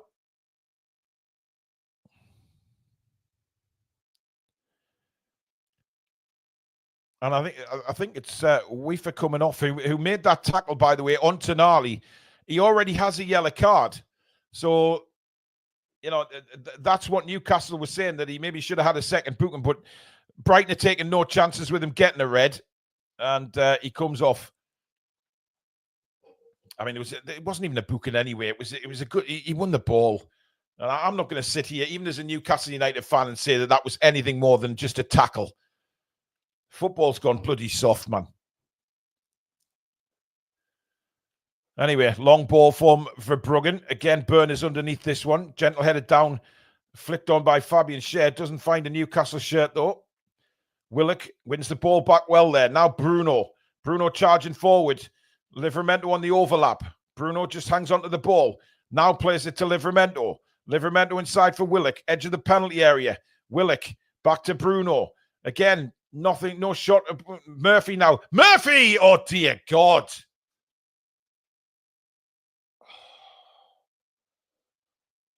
That's not even over the bar, guys. That is in the sea. That has gone way over Brighton Pier. And actually, there's now a dolphin unconscious in the sea after being hit by Murphy's shot there.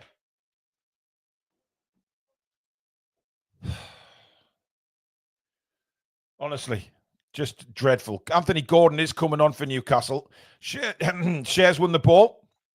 And now Livramento. Welbeck wanted a free kick. He's not going to get it, though. Barnes now inside for Willock. But again, won back by Minter, coming back defending. I mean, that shot there, I mean, I know Murphy scored some crackers for us, guys, but my God. Newcastle win a free kick now. Foul on Jacob Murphy by Minter. Minter looks a little bit confused by that decision. I don't know why. It was clearly foul. Newcastle are going to make the change now.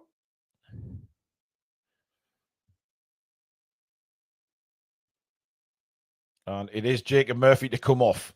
I think the right decision. Murphy's having an absolute stinker today, guys. There is no doubt in my mind that Murphy's having a stinker and he is being replaced. So on comes Anthony Gordon now for Newcastle.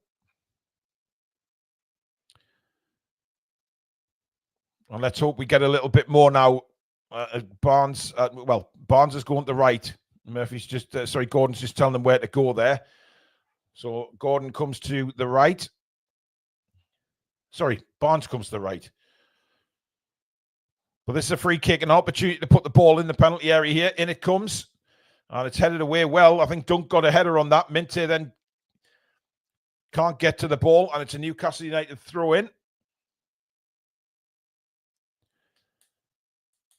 I mean, the problem is, you know, people saying about Willock. I mean, if we take Willock off, you know, is Miley going to offer the same going forward as what Willock would? I know Willock's not playing too well, but I don't know. Anyway, a long ball by Fabian Schär is an absolute perler to Anthony Gordon. Now Gordon has a chance to run at Lamptey into the box. He's gone down, and it's a penalty to Newcastle. Gordon is fouled on the edge of the box, and it's a penalty. He cuts inside. A brilliant ball by Fabian Schär. Gordon cuts inside of Lamptey. Lamptey brings him down, and there's not even an argument from the Brighton players. He's into the... Oh, is it in the box? Oh, it's tight. It's tight. I'm not so sure that's in the box. Where the actual contact... The contact is outside the box. Oh, it's close. I think VAR might have a say on this.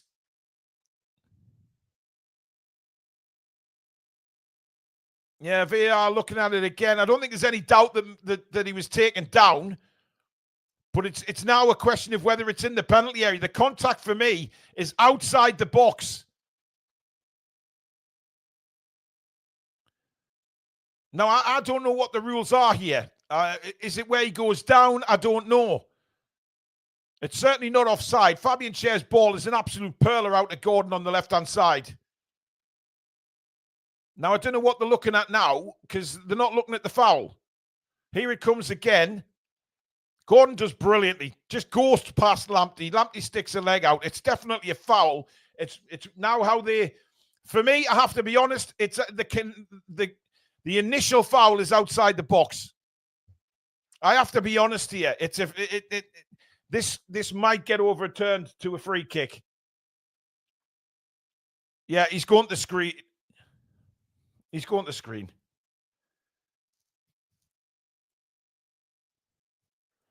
Although I don't know what, I think he's given a free kick, actually. Yeah, he's given a free kick. And I think that's the right decision, guys. The contact was definitely just outside the penalty area, but that was very lively by Gordon. The way he skipped around Lamptey there. Now, Tonali, incidentally, is over this here.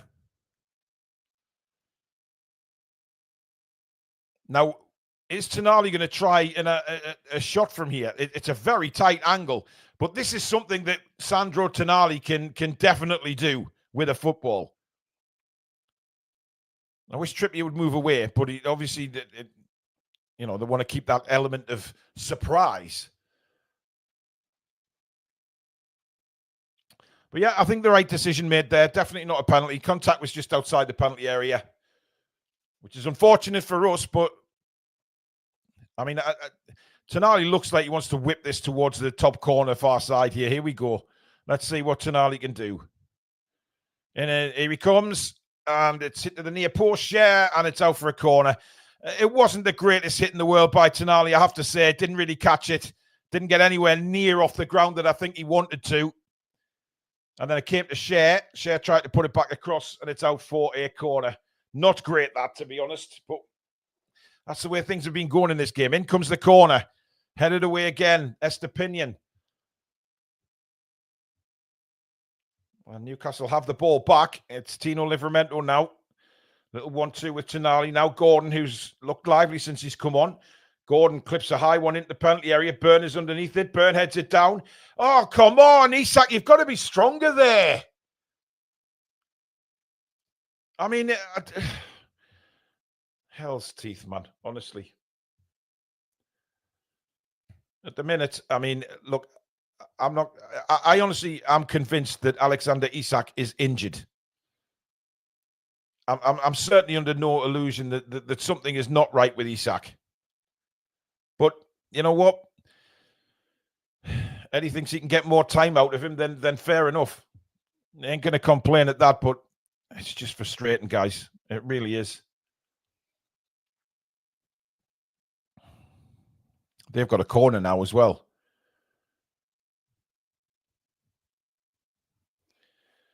To say my stream's not the best today. It keeps going really weird.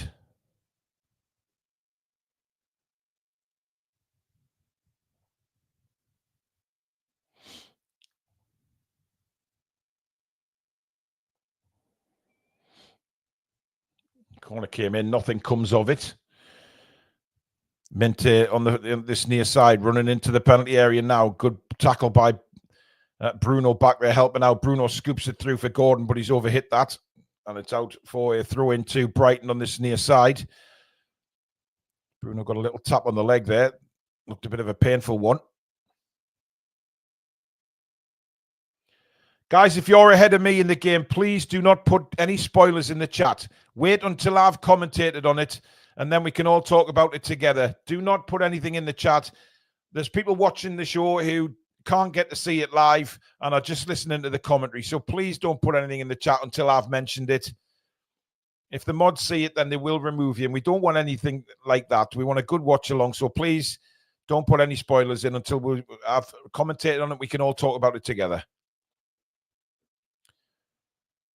Fabian Schär at the moment as Newcastle try and work the ball around. Burn That's not a great ball from him. Tonali. Tonali needs to be stronger there. He's lost the ball. Brighton come forward now. That's not a great ball from Welbeck either. Tonali. Again, he's lost the ball. And we could be in trouble here because Lamptey's belting towards the byline, pulls it back. Byrne read the pass really well and clears for Newcastle. Now as far as Willock can get on his bike now for Newcastle. Over the halfway line, sends it out wide for Alexander Isak.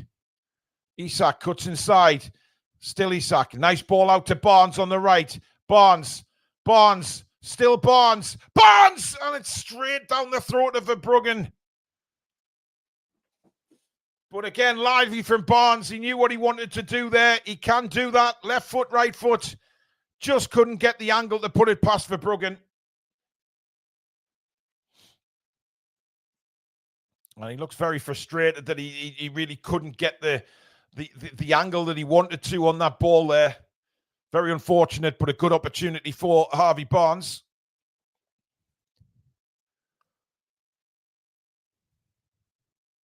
It's one of those frustrating games, guys. It really is. It's getting to the point of frustration again.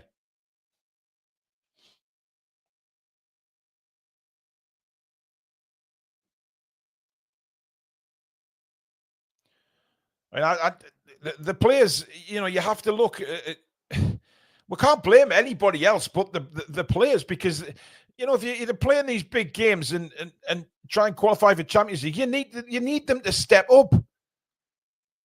And there's too many players don't turn up for these big occasions. Sometimes we did it in the Carabao. I don't understand why we can't do it in the Premier League. But Isak at the minute is a passenger. He doesn't seem to be able to run. And I've got so much respect for Isak. He's a fantastic player. But if he's injured and he can't run, I mean, I know he's a great finisher, and that's probably what he's on the pitch for. But at the same time, we can't get the ball to him anyway.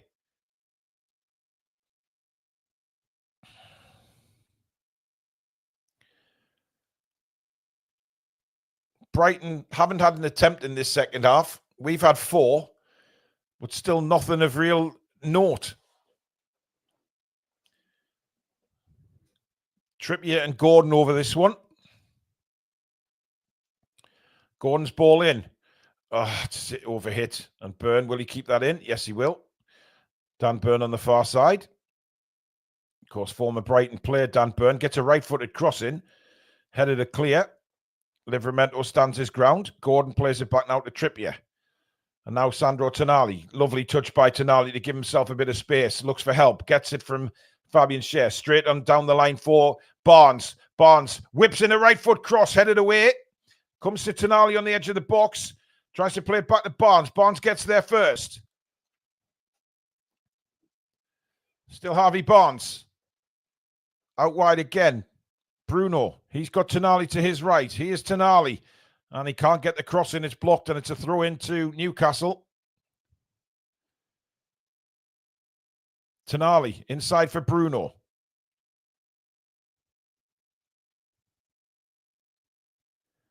Bruno, he's going backwards here. He's got to be careful. And he was. Referee waves play on. Livramento took a heavy touch. Still manages to get it to Gordon, though. Gordon. And Mente brings him down. Free kick to Newcastle.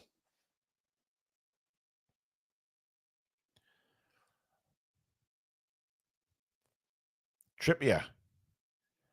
It's awful from Kieran Trippier. And Brighton once again clear it. We've just got to be better than that, guys. We're not... We're on the attack here, though. Barnes with an opportunity. Barnes clips it into the box. It's took a deflection, and again, Brighton get it clear. Here's Trippier. Finds Barnes again. Harvey Barnes trying to get to the byline and does so. Barnes across. Isak tries to backheel it, and somehow it ends in the arms of Verbruggen. And the chance is gone again, guys. It's gone again. I mean, Barnes is doing all he can. He does brilliantly here. Gets the ball across. Isak controls it. Tries a backheel. He could have just rolled it back to Anthony Gordon for a shot. But Isak tries the fancy backheel. Good God, that's frustrating, man.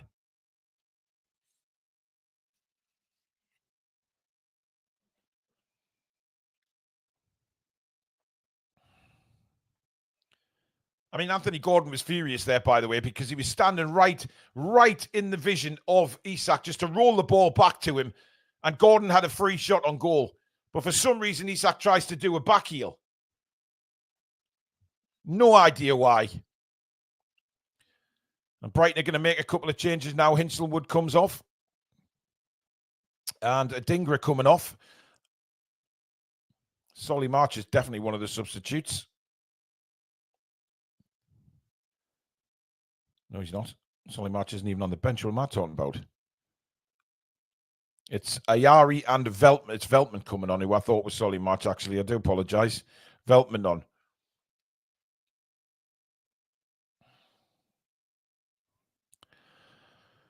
Oh, dear. Well, 68 and a half minutes, and it's still Brighton who have the goal advantage. I mean, Brighton have been shite, by the way. Can I just say that? They've been so bad. I mean, Brighton have offered literally sod all in this second half, and it's that what makes it even more frustrating, guys. Share locks it long again, looking for the run of Barnes, but Estepinion's under that every day of the week.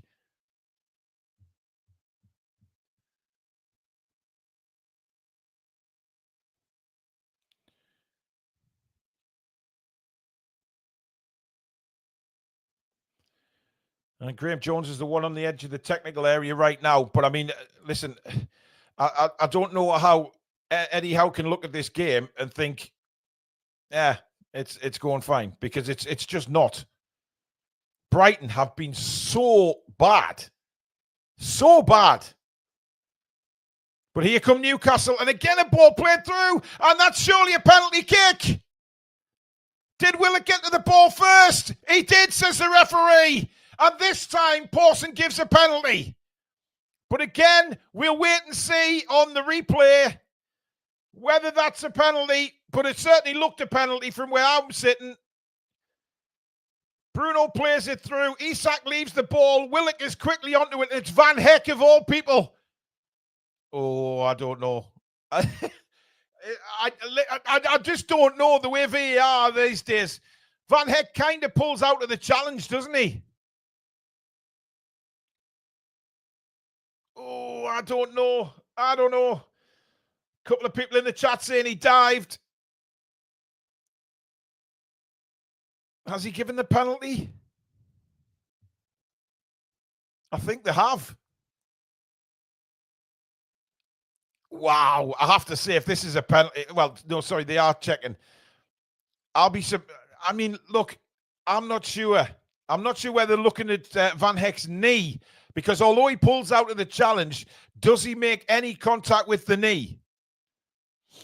And Pawson's been sent to the screen again. Oh my God. I mean, look, when I saw that the second time there, I thought, oh, that's iffy, because Van Heck stopped him. He stopped going into the challenge. He stopped himself from making the tackle. And I think Willock, I'm not sure it's a dive. I just think he's expecting the challenge, and it's the momentum. But I don't think it's a penalty, guys. I've got to be honest. I hate having to be honest, but I don't think it's a penalty. I don't think there's enough in that for me. I think Willock's made the most of it.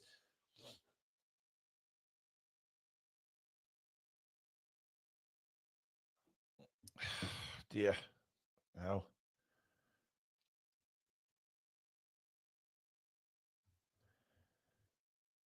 I think it's more of a dive than a penalty, I have to say. Let's have a look. Yeah, he's booking Willock for diving. I think that's, again, the right decision, guys. As much as it pains us, I think it's the right decision. And whether we like it or not, I think, if we're openly honest, you can see Van Heck stop himself making the challenge. Willock is already going down. He's already going down. It's a dive, guys. It is the right call. As much as we don't like it, it's a dive, and Willock is booked. I mean, it's just not our day at the minute. It's just not our day. Oh, Callum Wilson's coming on.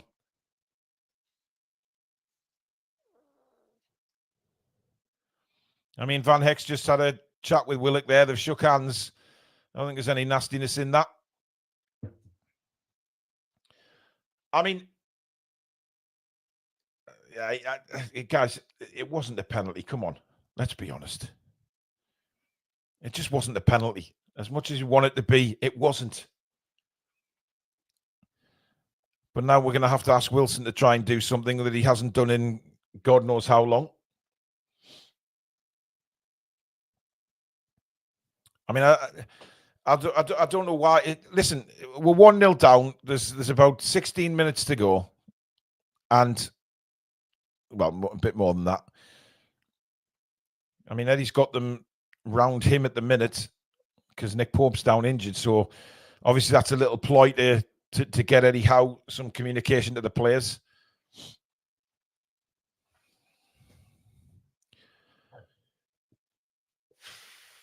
I mean, I don't know, you know, there is people saying in the chat, why didn't Willock stay on his feet? You know, just take the ball past him and get either have a shot or get a cross in. But I'll tell you why, because his touch was fucking dreadful. And it was one of them that he did earlier in the half. He took a heavy touch and it was going out of play. Willock is the man to be sacrificed, by the way. So Wilson and Isak are on the field. So will that have any impact on the game at all? Now, we've seen, Wilson and Isak have made impacts together before. Nick Pope is still getting treatment, by the way. So there's nothing happening on the pitch.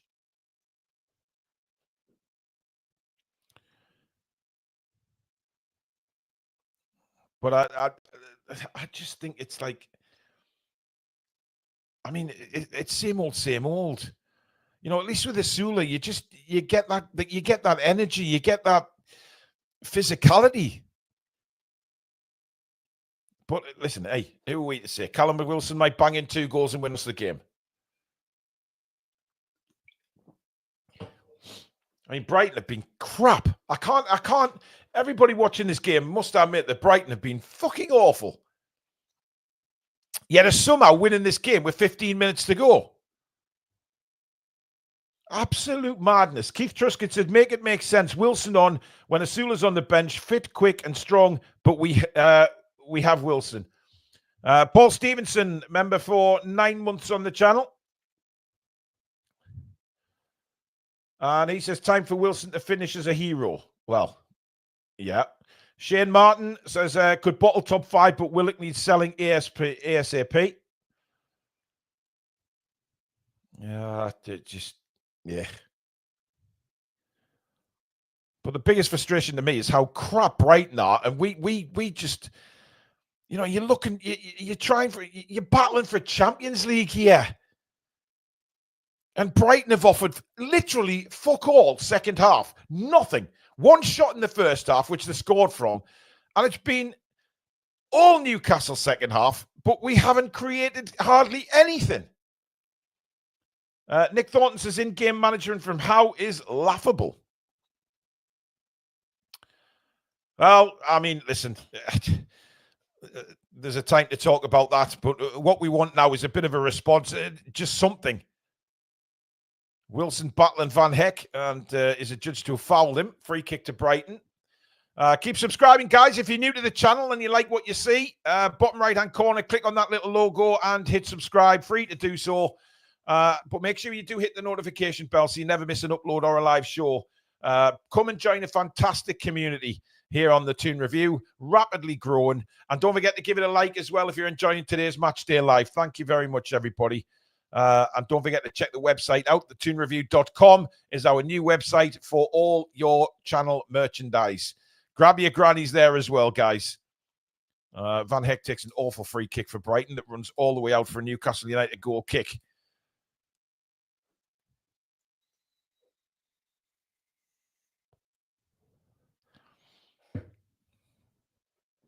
Burn finds Isak. Now clipped in by Gordon to Bruno. Tried to take it down on his chest, but lost the ball.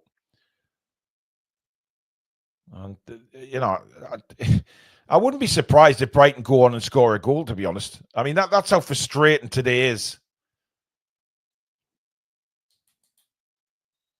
I mean, it's just bollocks. It's bollocks. It's frustrating. For all the ball we've had in this second half, guys, I can't remember Verbruggen having to make... I mean, he had a shot from Harvey Barnes straight at him, but apart from that, have we tested him at all? No. As Brighton now on the attack. Minter, who seems to have shifted onto the left now. Ball into the box. Pulled back across. Burns got to be careful and does get the ball away, but unfortunately, even with Isak and Wilson on the pitch, it ends up with a Brighton player. Belieber tries to spin away. I thought he slipped there, but apparently caught by Bruno. And a free kick to Brighton. Belieber, of course, stays down, wasting a few seconds.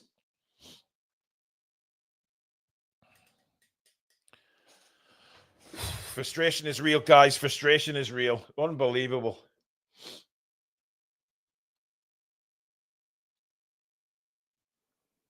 Yeah, I don't think our midfield's been particularly great today. You know, Tonali's done some good things, but he's also lost the ball quite a few times. And here come Brighton again. Minter into the box. Big chance this for Brighton. And Pope makes a save at his near post. Still loose in the box. That looks like a penalty. Not given. Or is it given? And he signals for a goal kick. Brighton are furious. They didn't get a penalty this time. It will go to VAR. Minter there. I don't know whether Minter was a bit greedy there. Tried to beat Nick Pope at his near post. Good save. Ball bounces up. Is this a penalty? I don't think so. I don't think so. I mean, it's rotten defending again, whichever way you look at it.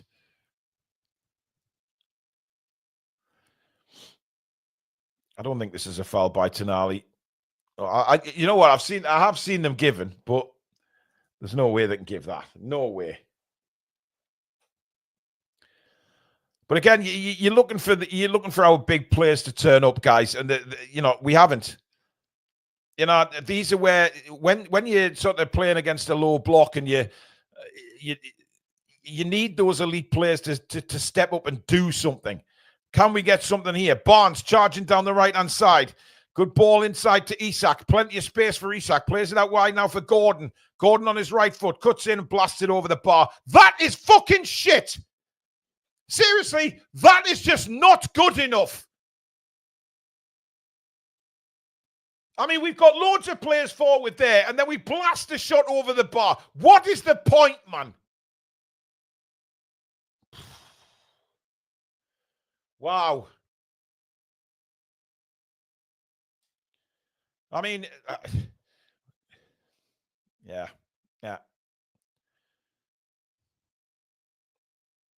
9 attempts for Newcastle. 9. 3 have been on target. And have all been straight at the frickin' goalkeeper. It's back with Verbruggen at the minute. Charged down by Gordon, but he manages to get it to Van Heck. I mean, Isak's gone more out to the left now, but I mean, he stepped away from Isak there and just waltzed away into the sunset. Good play again by Minter.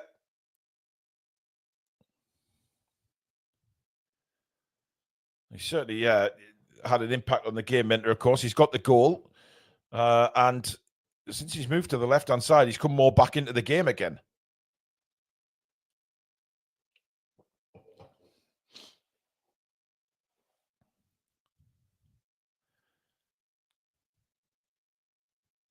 Just seems when anything's in our own hands, it just seems to never go our way. Come on, let's get something out this game. Here's Wilson. Sorry, Isak breaking forward. Plays it to the left now for Anthony Gordon. Gordon cuts in on his right again. It's not good enough. It's just a terrible ball in, which is intercepted. Bouncing around, cleared again, this time, I think, by Belieber. But that pass from Gordon was just shocking. We had 5 players breaking forward there. Livramento now. Down for Gordon, and it's just kicked out to play for a goal kick. And this is shit, guys. Keith Truscott says, sorry, but cannot see us scoring shit today. You watch Chelsea will beat Liverpool now again in our hands and we'll throw it away. I mean, the Newcastle fans, you can clearly see the frustration on their faces and what they think of it all. And you can't blame them for feeling like that. Just a shitty, shitty day again. When it really counts. We're giving opportunities to teams who should be dead and buried in the Champions League race. Dan Burn brings it away for Newcastle. Down the line again for Livramento.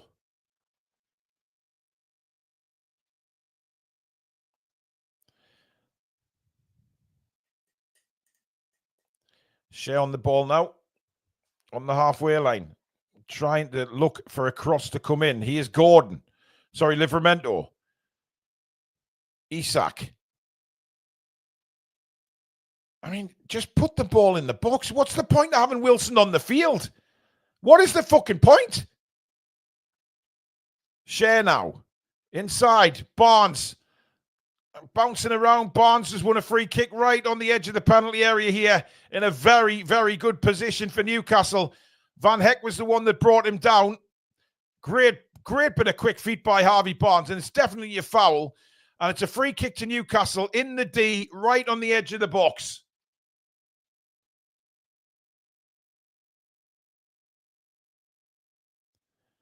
And now it's going to be who wants it here. Tonali's moved away, so it's not going to be Tonali. Wilson's there. Isak's there. Barnes is there. Trippier is there. I mean, this is a huge opportunity here, guys, to get an equaliser. Massive chance. Fabian Schär is also hanging around.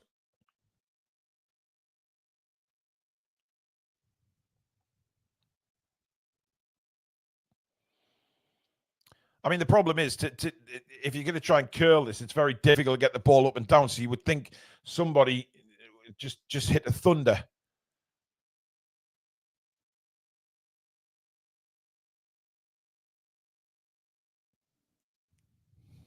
Lamptey is lying down as the draft excluder here. Under 5 minutes to go. Still Brighton lead by a goal to nil. This is a real good chance. It looks like Fabian Schär is going to hit this. Everybody else has moved away. It is Fabian Schär. It's into the wall. It bounces loose. What a save by Verbruggen, but something's happened here. The referee stopped play again. Is it for a handball? I'm not sure what's going on here, but Fabian Schär hits the free kick. That's a handball. He's put his arm out. That's not in a natural position. That's a handball. That's got to be a penalty, guys. That's as clear a handball as you're ever going to friggin' see.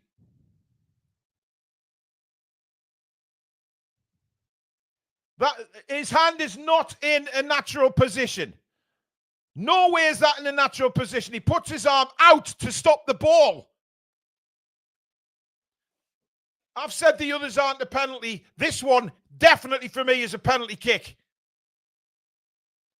What are you looking for fucking offside for? It's a handball.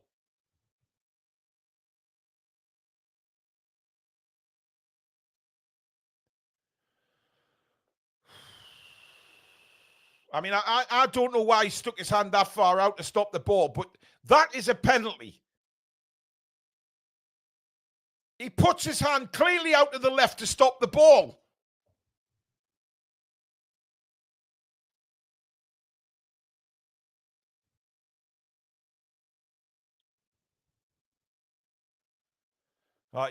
You know, this is going to be. I mean, that's, you know, I've already said on this game, the penalty's not given, right, and shouldn't have been given. That one is a penalty.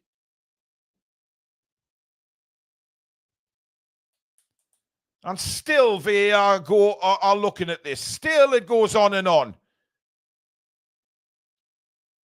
How are they taking so long to make a decision, man?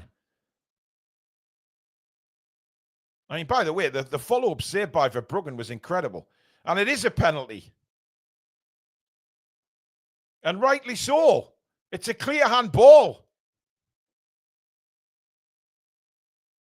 And are we going to get away with it? Well, we need to score the penalty first.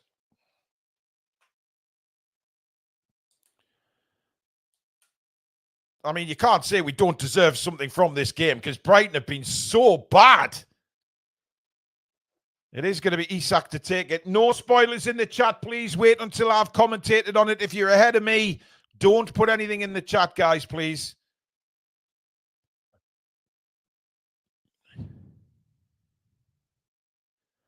It is going to be Isak, who's done nothing all game, but yet again has a chance to save Newcastle from the spot. It's Isak against Verbruggen. Isak steps up and scores! And Newcastle United get it back in the game, which they truly deserve. Verbruggen won't give them the ball back. There's a bit of argy-bargy. But either way you look at it, Newcastle United have pulled it back on level terms through Alexander Isak. So grab your granny, ladies and gentlemen, because she is now heading to the beach for a little bit of skinny dipping. It is 1-1 at the Amex.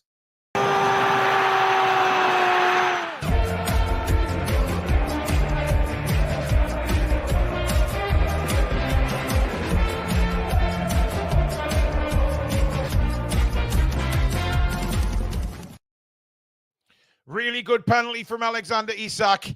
Really, really good penalty. Calm as you want. And now it's 1-1. And can we get something? Can we get a winner? I mean, it's so important to come away from this game not losing it, to be fair.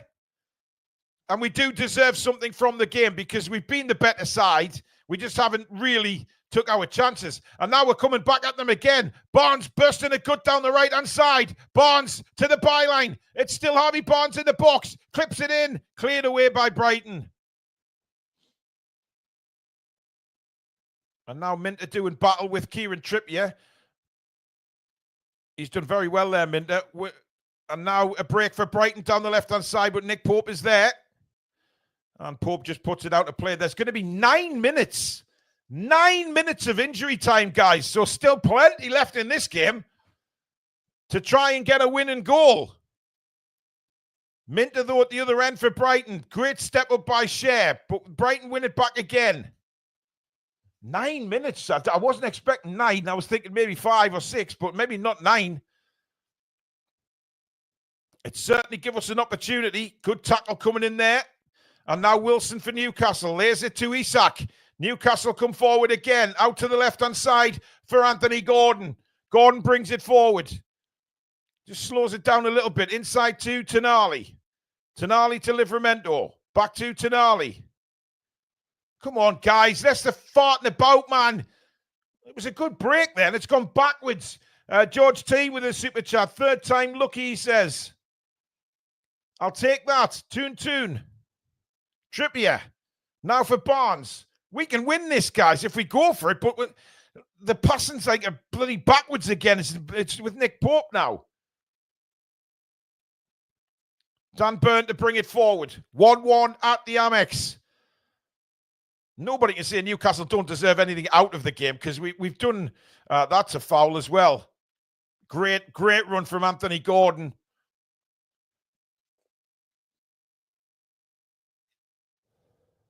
And now we have a chance to put the ball into the penalty area again from a free kick. Jesus Christ. Unbelievable stuff, this. Brighton are looking to make 2 changes. Gruda, who we were once interested in, but they take the free kick. Isak, not great ball across. What was Isak doing there? But Brighton have messed up the clearance. And Estepinian does really well, but only gets it as far now as Cher. Cher sends a cross in again. Bouncing around, and a couple of chests of blue and white shirts back to Verbruggen. I mean, again, you know, I'm not putting balls in the box. We want to see challenges. Again, Newcastle win the ball back now. Barnes to Bruno. Bruno, that's shocking. He's lost the ball. And Brighton could get on the attack here. Good defending by Kieran Trippier again. I think that was a foul on Danny Welbeck, which wasn't picked up by the referee. I think we got away with one there. No, there is a yellow card, in fact, and I think it's given to Welbeck for dissent. Ronan with a super chat saying AJ needs to run direct and stop cutting into slow attacks down, trying to be clever. Yeah, that frustrated me, that one, because he was bursting down the left, opportunity there, and he turns back and it slows the whole thing down. Minter has been taken off for Brighton. He looks like an angry little schoolboy now. Kruder and Gomez are on. O'Reilly was the other player to go off. And it's with Verbruggen again, the Brighton goalkeeper.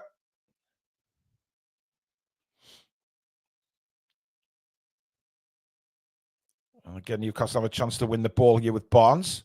But the referee's given a free kick to Brighton here. So Brighton will probably throw everybody forward now to try and get a winning goal.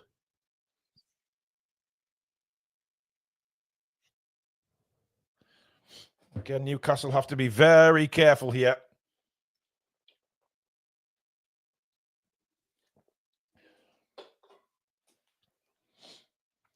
As it stands, we now 3 points ahead of Chelsea, Forest and Villa. Of course, Chelsea play Liverpool today. But this is a dangerous free kick.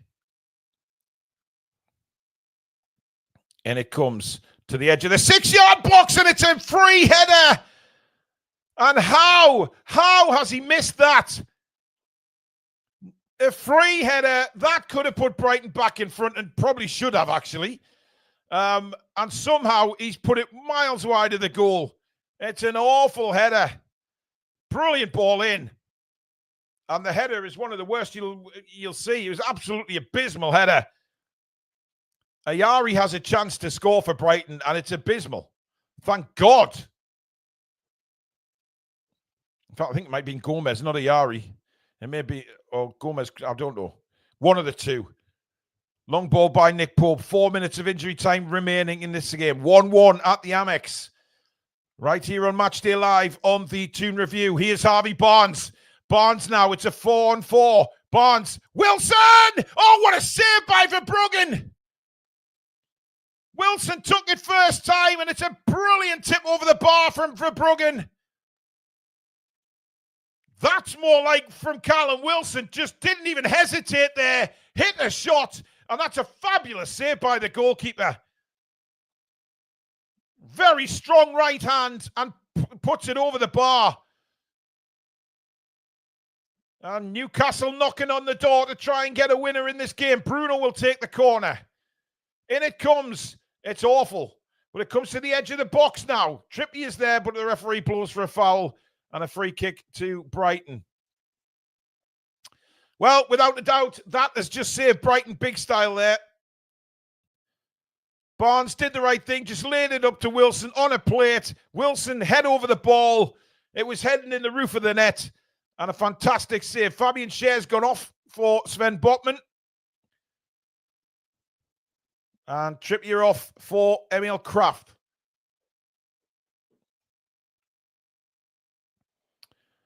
I mean, I think that's more to get fresh legs on at the back and make sure that we don't concede now. And at least we take something away from this game. Because Brighton, you know, they've got some attackers on now. They're going to push as well. And here they come. Oh, great work by Bruno there. But again, it just, that ricochet just falls to a blue and white shirt. Long ball again. And Harvey Barnes jumps. Get up, you tart. Well, Estepinion's gone down holding his head. He says he got an elbow in the head. Give over, man. Soft as shite, Estepinion. Funny, yeah, he's back on his feet now. He's running back. Doesn't look like at all like he's been affected by an elbow into the head. Into the last 2 minutes of injury time now. Nick Pope taking his time over this. I think Newcastle literally quite pleased that they're going to get away with this. Listen, I say get away with it. We deserve something from the game. I'm in no disillusion about that. But it could have been so much more. Had the final third been better. Wilson. Newcastle trying to plough the way through. Here's Tonali. Flicks a ball through for Barnes. Has Barnes stayed on side is the question. No. Oh, offside against Barnes. We've got 1 minute left of the additional time. And it looks like this is going to end in a draw at the Amex. Verbruggen will take the free kick for Brighton. He's quite eager to get on with this. Remember, Brighton still have a lot to fight for this season as well. Long ball forward. Burn is there with a header for Newcastle United. And now Anthony Gordon gives chase on Van Heck, but Van Heck does really well. Nods the ball back to Verbruggen. 30 seconds of injury time left. Very important now that we do not concede and we take something from this game. Lamptey, though, running at Livramento, does really well, Tino Livramento, but the ball bouncing around. Shares clearance is a shocker. And it comes to the edge of the box. Brighton with one last opportunity. Lamptey's ball in is a shocker. That might do it. Well, certainly the 9 minutes are up. The referee says we're playing on. Maybe for the additional substitutes that came on. Lamptey for Brighton. He wants to try and get a cross in. It's blocked by Livramento. Still Lamptey on the far side. Lamptey's ball inside, and Tonali is there to sweep up the pieces. That looked like a foul on Tonali. Indeed it is. And a free kick to Newcastle, and that should be it. Great coverage by Tonali there. I mean, to be fair, a lot of people would probably have said, let's take a point, before the game. A point is better than nothing, and at least we come away with something. So important not to lose the game. And to be fair, we've kept going. It's been frustrating. There's no doubt about that. It's been a frustrating game of football today. But that is it at the Amex. It's finished 1-1, and Newcastle's fight for Champions League continues. It's still all down to us. 93 points now. I mean, we will be frustrated that we haven't won that game. Absolutely, 100%. But to say that we didn't deserve anything from it, I think would have been very harsh. Of course, we deserved something from the game. But there is a lot of frustration in that game today. Absolutely no doubt about it. A lot of frustration. But we've got a point. And I think at the end of the day, we would have taken someone said, look, if you finish the game now with a point. But listen, Brighton was shite, guys. I mean, I can't emphasize how bad Brighton were today. They've had a very up and down season, I guess, of Brighton. But I cannot emphasize how crap they were today. They did not impress me at all. And, we should have won the game. We should have won the game. Let's be honest. Jamie says, stop being negative, man. It's a point better than nothing. These comments are ridiculous. Jamie, look, I think the negativity side is because we should have won the game. And I think that's where people are a bit frustrated. But to be fair, once we went behind, it was all about trying to come back and at least leave with something. At least leave with something.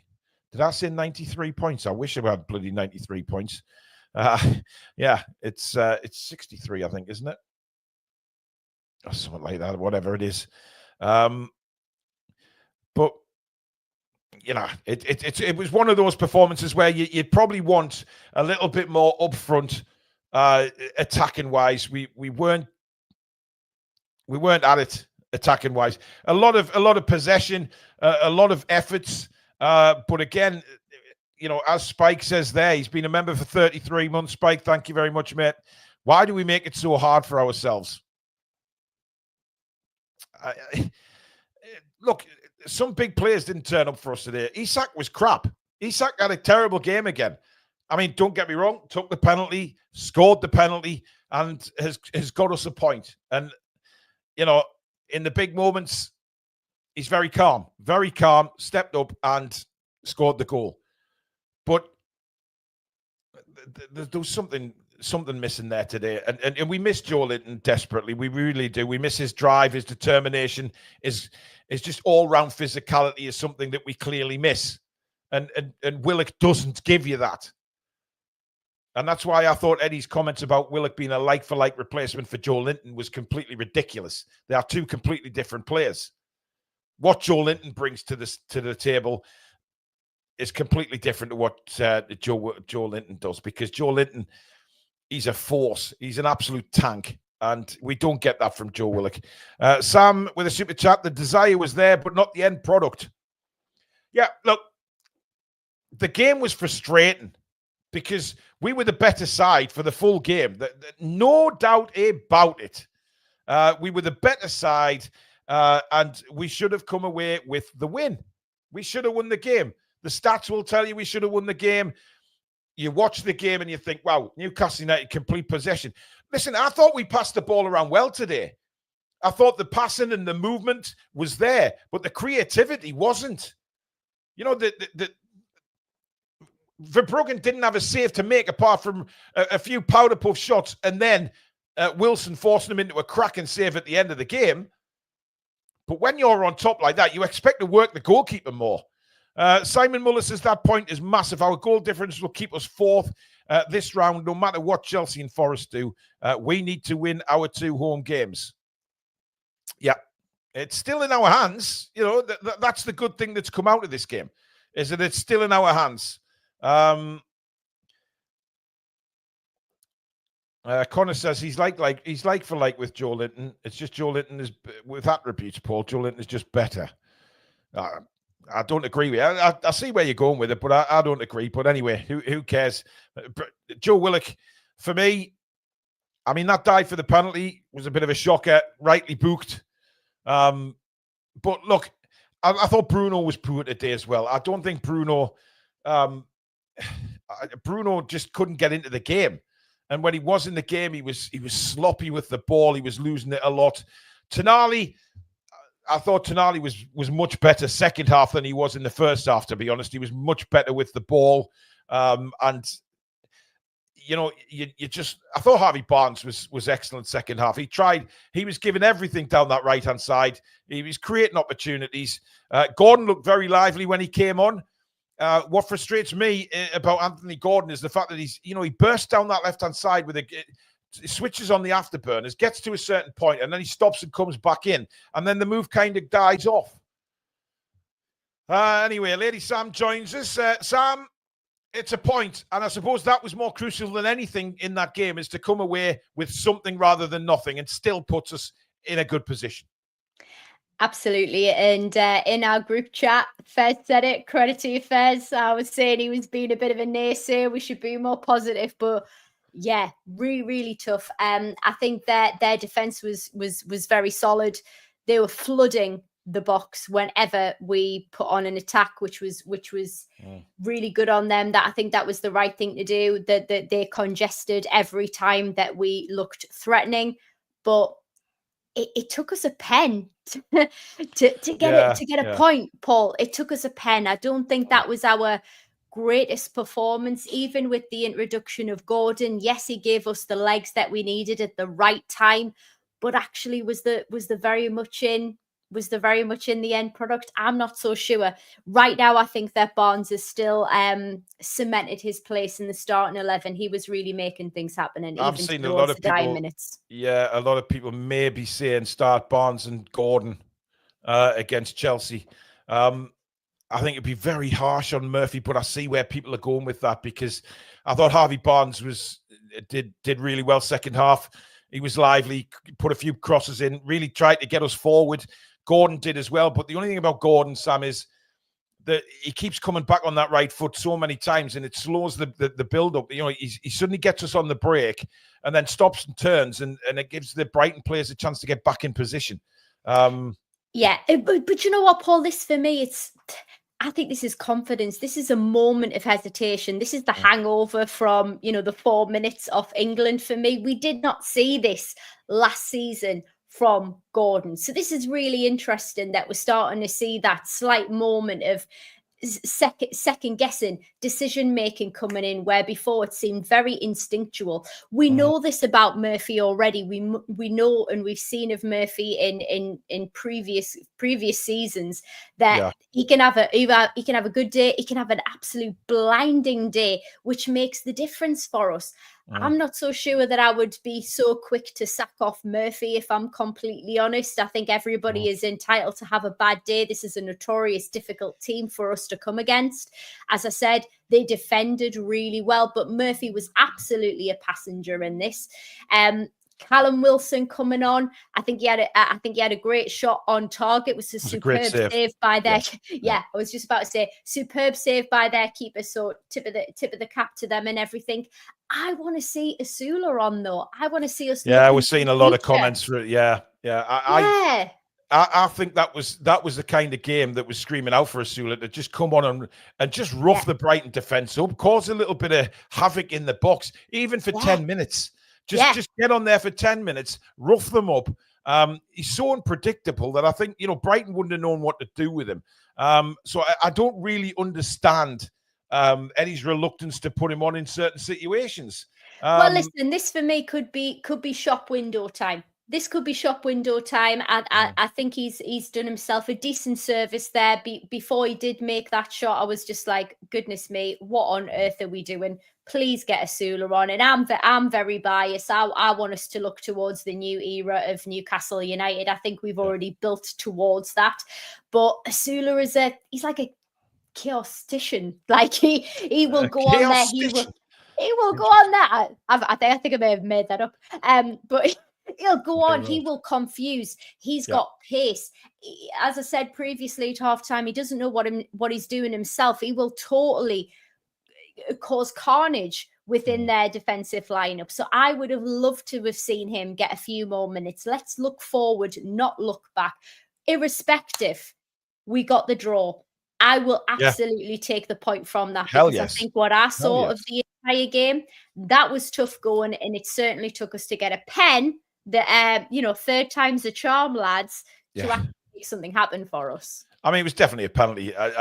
There is no doubt about that. His arm was in an unnatural. He put it to block the ball. The Willock's dive, I think it was rightly yellow carded. When you look back at that, Van Heck, to be fair to him, he stopped the challenge. He didn't go in.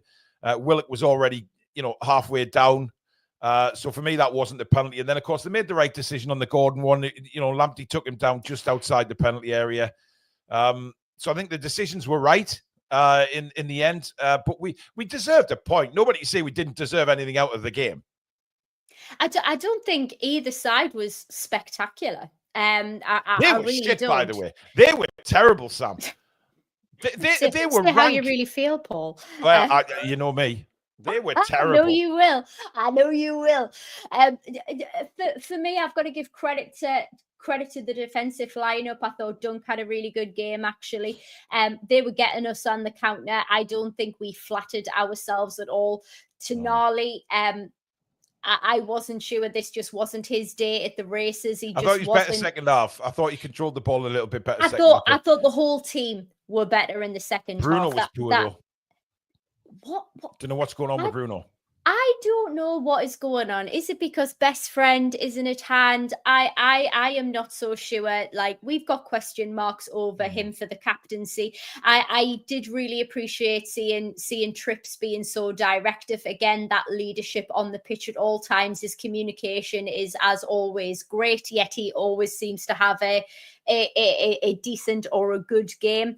I saw him making clearances and being very directive, so I was rather happy with that. But I do think that we need to move towards the future. Let's make substitutes that actually will give us some cohesion in the game, see people get some further minutes that we need for the squad moving forward. Yeah. A couple of super chats to go through. Let's have a look. Where'd I get to on these? Graham Ritchie says we deserved at least a draw, and in fairness, we would probably have taken that before the match. Disappointed Asula didn't come on. Tommy O says matches like that once again highlights this should be a farewell tour for a few players due to their lack of quality. Callie Geordie says, I agree, Paul. We could have and should have won that. But the Premier League is very up and down. A draw could very well see us into the Champions League next season. Ronan says, AG, every game cuts back to be clever. He's our worst winger from a killer instinct perspective. Stinks the wing up when we are chasing a game. Attack was bad. Peter Garthwaite says, would you play Asula over Willock in place of Big Joe? No, because he's not a midfielder. I think that's a massive risk putting Asula there. Sam A says, I'm stealing that word. You're crazy, whatever you came out with there, Sam. Crypto Rambo says, like I said last year, I'd rather have Gibbs White. He is better than Bruno under pressure. Bruno makes way too many mistakes, and he is super slow. Take Bruno's creativity all day. Yeah, it's creativity which causes chances, which has contributed to our goal line this evening, this season. So I would really disagree with that one. I think Bruno playing further forward is absolutely what we need, because Isak needs white glove service in order to get the amount of goals that he has this season, and obviously Murphy to assist that. To do that, he needs confidence in the rest of the guys that he's leaving behind. I think, in fairness, Bruno was trying to cover a great deal of the midfield this game to make up for Willock. Yeah, possibly. John says, Paul, can you answer me a question? How can we beat Arsenal, Liverpool, Man United, etc., but not that pile of shite? Well, Man United are a lower half Premier League team. That's not even an issue to beat them. What I will say is Arsenal and Liverpool, I mean, look, the way we played in the cup final was fantastic. The way we played in the semi-finals were fantastic. I don't know. You'd have to ask Eddie and the players. We just seem to just go missing sometimes in crucial places and games. But look, Bruno, for me, it shouldn't be captain. I've said that time after time after time.